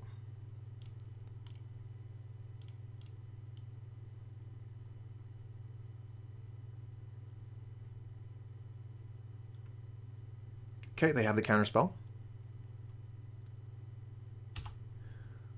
4, 5, 6, yep, so we have to use this.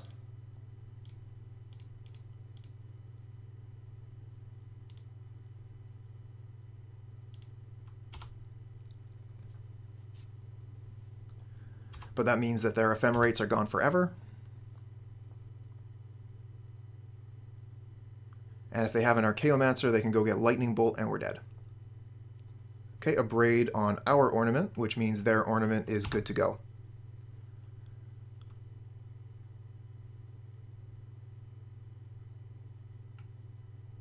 Oh my. We're dead. Breath of Life gets back Archaeomancer, and then Lightning Bolt kills us.